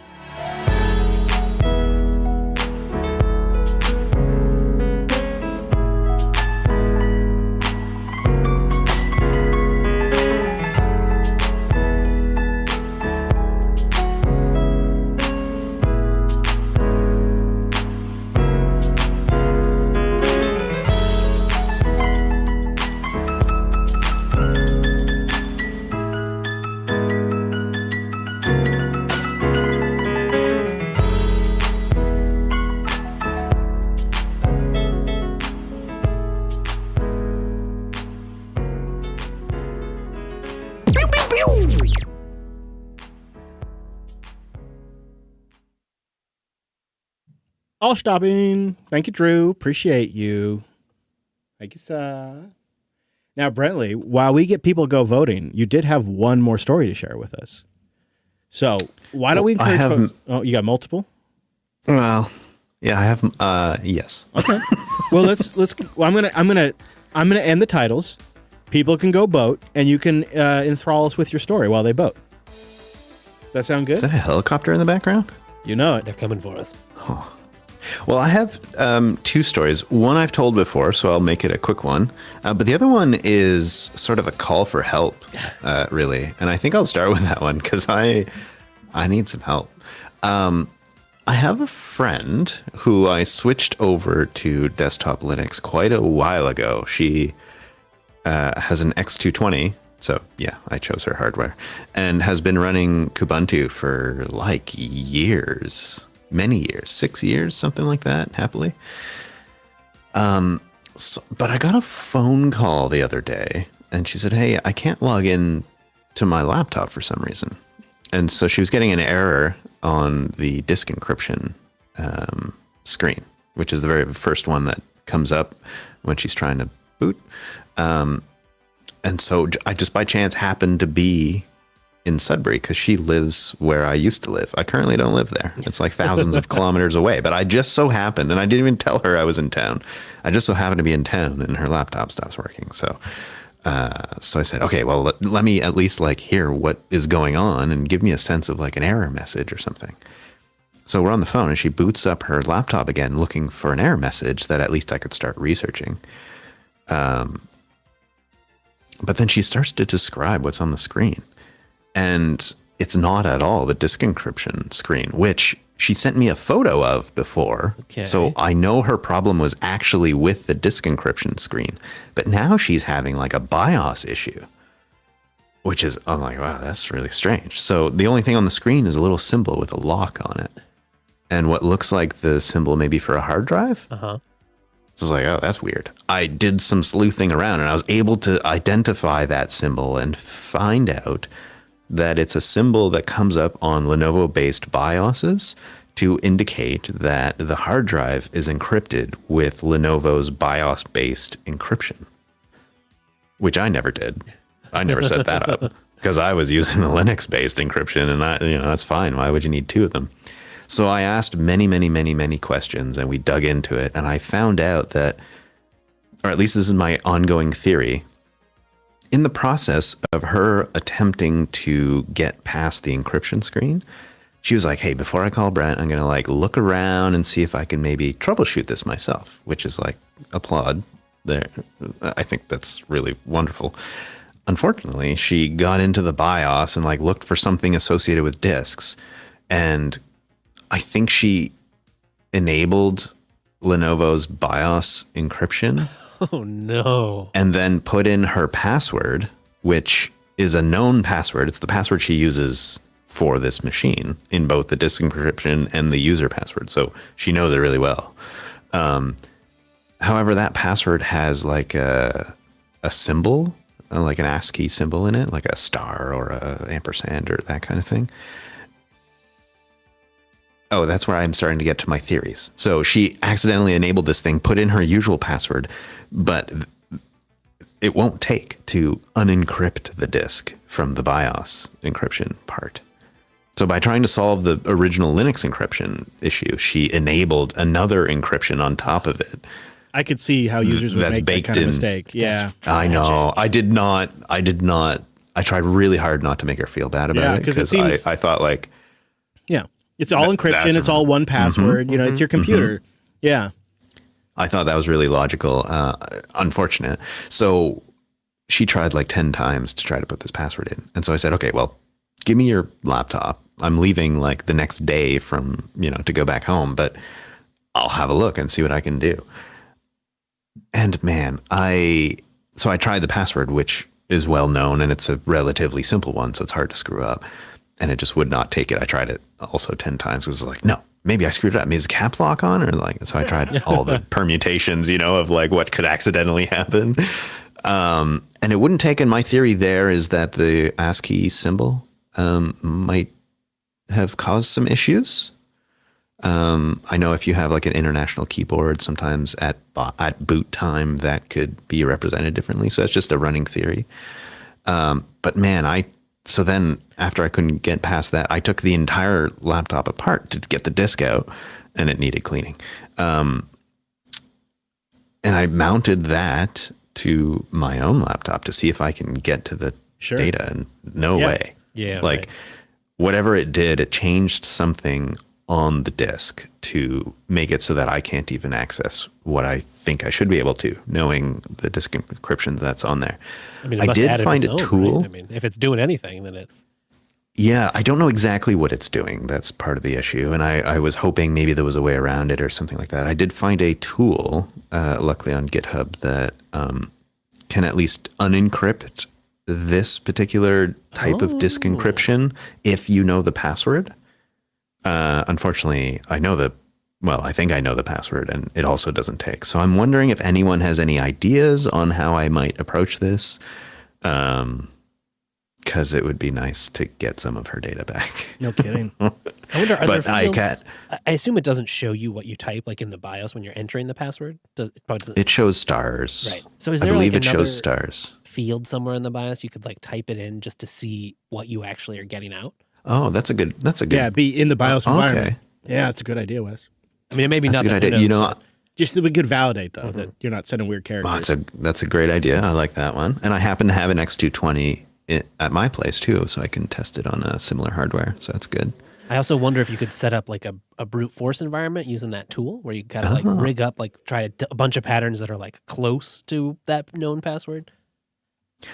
That's a good idea. That in case something got probably typoed. write a little script or something. Yeah. Probably what ended up happening is, so I was troubleshooting this the night before I was leaving, like on a plane to go back home. Gosh, so I was like, of course, that's terrible timing. And she was so kind. She was like, no, don't bother. Like, you're leaving tomorrow. I'll figure it out. I was like, no, maybe I can try something. And I stayed up till way too late trying to solve this. But at a certain point, you have to just say, okay, well, there's nothing I can do here. So what is the next best thing? And Chris, you described when we were talking about building this episode, you had described that feeling, that sinking feeling of like the realization when you just did something irreversible that has massive consequences, right? Oh, yeah. And I think we've all run into that feeling before.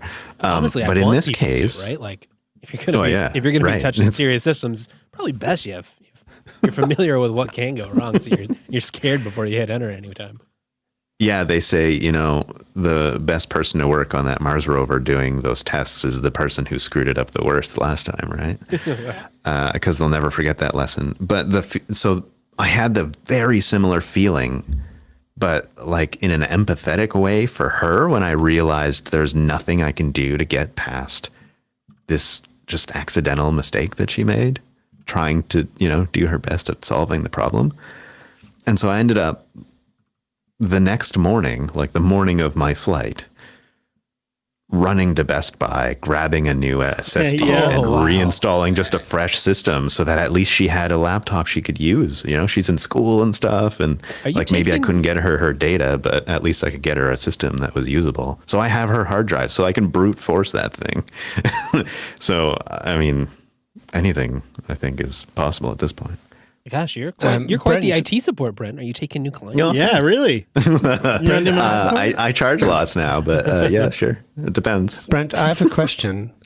Is there some special Canadian keyboard with like French accent aigu trick sometimes? Because in the BIOS it will switch back to the US keyboard. Because we have always, I have the problem with the Swiss keyboard. Once I enter the BIOS and I put in a password, I really have the US keyboard next to me and compare it to the Swiss keyboard because the special keys are different and everything. Of course. Yeah. So that is actually if she true. has a special keyboard. Yeah, if it's in the S.M.A.R.T layout, then it would absolutely be broken. It's a great thought, and in Canada we do have the option for a multilingual keyboard because I guess we're officially bilingual, so we do French and English. But those actually aren't standard. Those are usually an offered option, but the standard for us defaults to US keyboard layout. So this was a standard US keyboard layout. Okay. Unfortunately, because that would have been an easy fix, right? Yeah. Well, easy is a relative word here. Easier, not unknown. Well, yeah, it's a tricky one. Chris, if you give me the space, my needle CPU story, because I know that the Golden Dragon and Jeff had a similar story. So I found myself at the time when I bought my desktop, I did not have the money for i7, so I went with an i5, 4 cores, 4 threads. And then all of a sudden I thought, wow, I give it a second breeze, my computer, and buy an i7 with the same socket. So I have 8 threads for virtual machines and everything. So I did that. I got one for $30 something. Then I started to operate on my motherboard. And so these old Intel sockets, they have the pins on the motherboard and not on the CPU. When I was cleaning the CPU paste, accidentally, it seemed that I touched the CPU pins. So I put the i7 in, put on the fan, everything, and want to put on my CPU, and all of a sudden I have that CPU beep, beep, beep, beep, and so that the computer beep, beep, beep, beep, beep, beep, and on the motherboard I have that 2-letter LCD display that gives me some kind of error code. So first of all, I had to get the manual. What kind of error code is that? And I get, okay, CPU failure. Now that was a second-hand CPU, so I thought to myself, okay, that CPU is broken. I put in the old CPU and said, okay, now I have it working, but same error. So I thought, oh shit, I wanted to give my computer a second life, and now I killed it. Then the thing started saying, okay, I cleaned the CPU socket, and probably I touched the thing. So I'm 50 years old. At the time, I was 50 years old, so my eyes are not that sharp. So I had to I had no magnifier, so I had to take a picture with my phone and put it and try to get the needles that were like not... Right. Try to see them. Oh, God. And then I started with the needle. I did not see what I'm doing, but I somehow started to put it, because I cleaned the CPU paste. So I thought, I bent them like inwards. So I tried to bend them outwards again. And so I did that for like, I don't know how many times.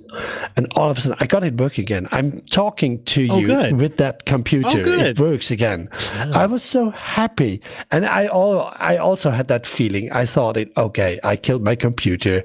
And I had that pale face and said, oh, shit.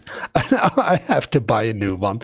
Then I said, no, I don't accept that. And then I started to work with that needle. And I got it working again. Heck yeah. And it's still working. Heck yeah. And that's still working. That's rad. And on Element, I thought that Jeff and the Golden Dragon had a similar story. So apparently it's quite often that oh yeah, they're happens. so easy to. Yeah, they're so easy to. They're so easy. It sucks. Definitely been there. Well, thank you, everybody, for sharing your pain with us today. That was a lot of fun. I had a good time. Thank you, Mumble Room. Always great hanging out with you. Now it's been a Sunday. You know, now right. Now everything the cadence is set. You make it right. Thank you, guys. Now take the rest of the day off, okay? You have our permission. We will. Bye, y'all. Chat soon. Yeah. Bye, y'all. See you. See you. Thanks, everybody up in the Bye, car everyone. listening to. Appreciate Goodbye. you. Also, shout out to Clever Compiler, who came in 16 minutes ago, which will probably be one of our first boosts next week. Coming in hot with the boost. 97,225 sats. Party member also. And he wants to help out with scale, Zipco boosts. Faraday Fedora came in 23 minutes ago with another road ducks, too. There were some last-minute hot boosts. You must have been working right up to the last minute there, West Bay. I try. Thank you, Clever Compiler. You'll be in our next episode, no doubt. We're going to wrap up the commercial stream right here, and then we're going to do a little music bingo for our members once we shut down the commercial streams. We got something kind of fun in store. Brent, while he was driving through the mountains, took a notepad and jotted down the lyrics to songs he likes from 1985, but we don't know the actual song names. And we're going to see if we can land on a great song for the members. We'll play that after we get out of here. But thank you, everybody, for being here, and I hope you'll join us next time.